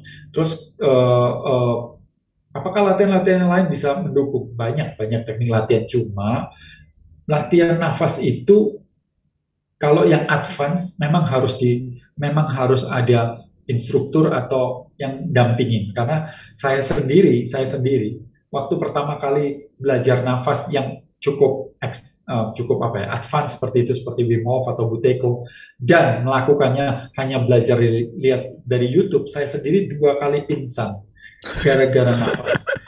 Serius. Kalau saya salah makan itu masih oke, atau nggak makan. Rekor dunia orang nggak makan itu 382 hari. Rekor dunia. Ya. Tapi nggak nafas, kita 3 menit aja salah nafas atau nggak nafas, itu ada kerusakan di otak kita gitu. Jadi jangan coba-coba tanpa ada bimbingan gitu. Kalau Anda apalagi sedang hamil atau punya masalah tekanan darah tinggi dan sebagainya, itu ada step-stepnya yang apa harus lakukan. Kapan Anda harus berhenti, kapan Anda harus jalan dan sebagainya. Itu pasti step-stepnya, ya tentu itu pelatihan-pelatihan khusus yang lebih advance. Tapi kalau apa yang saya sampaikan tadi, itu tentu Anda bisa lakukan sendiri di rumah. Intinya bahwa ketika ada ketidaknyamanan, ya Anda perlu untuk bertanya pada orang-orang yang Anda anggap mempunyai kompetensi untuk memberikan apa yang harus dilakukan. Gitu. Oke, Mas Gomin, LSD breathing itu bagian dari Buteyko, maksudnya itu adalah program tersendiri atau itu adalah turunan dari Buteyko maksudnya? Jadi dalam Buteyko ada topik yang dibahas mengenai LSD breathing sih? Iya, jadi Buteyko sendiri awalnya sih Buteyko aja gitu. Kita memberikan total Buteyko awalnya, nggak ada LSD-nya. Tapi kemudian kami kan belajar terus. Akhirnya kita tahu bahwa kita seharusnya bernafas itu seperti ini loh, LSD itu sendiri. Nah, kita ajarkan juga di waktu latihan Buteyko, sehingga tujuan kita udah tahu nih, nanti kamu kalau belajar Buteyko, Anda akan mendapatkan nafas LSD itu sendiri. Nah, kemudian banyak sekali orang-orang yang kemudian bertanya, Pak Gomin, saya ingin ikut pelatihan, tapi saya nggak sanggup untuk belajar nafas Buteyko karena mungkin biaya, waktu dan sebagainya seperti itu. Dan kemudian padahal semua teknik itu sudah kami berikan di IG lah, di mana-mana dan sebagainya. Tapi banyak juga yang bertanya, kapan sih pelatihan nafas yang lain selain Buteyko gitu. Ya akhirnya kami membuat nafas LSD itu sendiri, which is apa yang saya sampaikan, apa yang dijual, itu juga yang sekarang ini disampaikan. Sebenarnya kalau Anda udah melihat ini, nggak usah perlu ikut LSD lagi, seperti itu. Tapi lagi-lagi orang itu terkadang nggak serak kalau seandainya nggak ikut pelatihannya nggak bayar gitu ya. Kapan-kapan selama ini mungkin orang berpikir bahwa uang itu adalah sesuatu yang buruk, tapi ternyata uang itu adalah tools yang ngajar juga semangat, yang diajar juga semangat. Jadi dua-duanya mendapatkan keuntungan. Jadi saya pikir ya nggak ada salahnya saja bila Anda merasa kepingin ikut juga, di mana Anda bisa langsung tanya jawab dengan saya atau dengan institusi yang lain. Dan seperti itu. Kalau Buteyko kan keuntungannya ada grupnya, ada aplikasinya, grafiknya bisa dilihat, ada setiap bulan kita ketemu, setiap ada pemantapan, dan ada banyak sekali bonus-bonus yang diberikan selain juga pelatihan itu sendiri. Nah, maka itu kalau dibilang sih ini investasi yang paling murah. Karena apa? Karena belajarnya sekali dipakai seumur hidup sampai nanti kita mati nggak dipakai, selalu dipakai, yaitu bernafas itu sendiri. Oke, program LSD Breathing itu makan waktu berapa kali pertemuan, Mas Gobin? Hanya sekali pertemuan, 2 sampai 3 jam seperti itu. Hanya sekali. Kalau Buteyko juga 1 kali pertemuan intinya, tapi setiap bulan kita akan ada gathering di mana Anda bisa tanya jawab, ada program pemantapan, dan selalu bisa bertanya semuanya sepanjang kami hidup, karena di grup WhatsApp itu ada ya, bisa bertanya-tanya terus di situ. Tapi kalau LSD enggak, memang sekali aja belajarnya seperti itu. Oke. Mas Gobin, thank you untuk pembicaraan kita mengenai LSD breathing. Saya pikir sudah banyak yang kita bahas ya. Terkait dengan pernapasan dari dada ke diafragma juga kita sudah bahas. Oke, Mas Gobin, thank you. Ini sudah di penghujung acara. Saya pikir terima kasih banyak sekali Mas Gobin mau selalu diundang kepada katakanlah Taste of Truth ini. Aduh, benar-benar deh mendapatkan satu keberuntungan ya. Banyak pembicara yang mau bergabung bersama kita untuk bersharing atas pengalaman dan juga ilmu pengetahuan yang begitu banyak. Kalau tadi saya mendengarkan Mas Gobin, semua isinya tentang riset. Wah, itu kalau saya baca sendiri mungkin nggak terlalu mampu saya ya untuk baca sedemikian banyak. Tapi Mas Gobin, thank you. Malam ini sudah banyak banget nih berkaitan dengan insight yang baru dari Mas Gobin. Terima kasih sekali. Saya senang sekali untuk berbagi di sini, dan ya semoga teman-teman semua mendapatkan manfaat untuk kita menjadi lebih aware, lebih sadar, dan lebih tenang batinnya atau fisiknya juga lebih sehat seperti itu. Samanera, terima kasih banyak. Saya sangat-sangat berbahagia bisa berbagi hari ini. Mas Gobin, hati-hati ya kalau ngomong di sini. Artinya, ini 200 lebih viewers kita ini mengatakan Mas Gobin senang. Artinya next time Mas Gobin mau diundang lagi dengan topik yang lain. Dengan senang hati. Namanya juga berbagi, itu tuh mungkin yang dengar nggak semuanya senang, tapi saya sendiri senang. Saya tuh semangat gitu. Setiap kali saya berbagi, ya nggak ada capeknya gitu. Bener-bener rasanya tuh happy gitu. Jadi ya anytime. Tapi ya semoga nggak bosan aja, karena dari dulu kok ngomongin apa saja seperti itu. Tapi itu fundamental. Dan satu informasi lagi yang saya salut sama Mas Gobin, ternyata hari ini sebetulnya ada kelas loh. Tapi katakanlah di schedule ya Mas Gobin ya, untuk sharing bersama kita loh. Itu luar biasa sih. Itu satu apresiasi dari saya. Terima kasih Mas Gobin. Oke, thank you Mas Gobin. Selamat malam semuanya. Saya tutup ya acara ini. Oke teman-teman dan ibu bapak sekalian, kembali lagi nanti bersama kami di Taste of Truth, yaitu Go Mindful Talk. Nanti teman-teman bisa ikuti setiap Sabtu. Dan jangan lupakan saya Samanera Abisarano untuk selalu memandu Anda untuk pembicaraan dari Quantum Mindfulness. Terima kasih semuanya. Soki Hontu, selamat malam, Namo Buddhaya.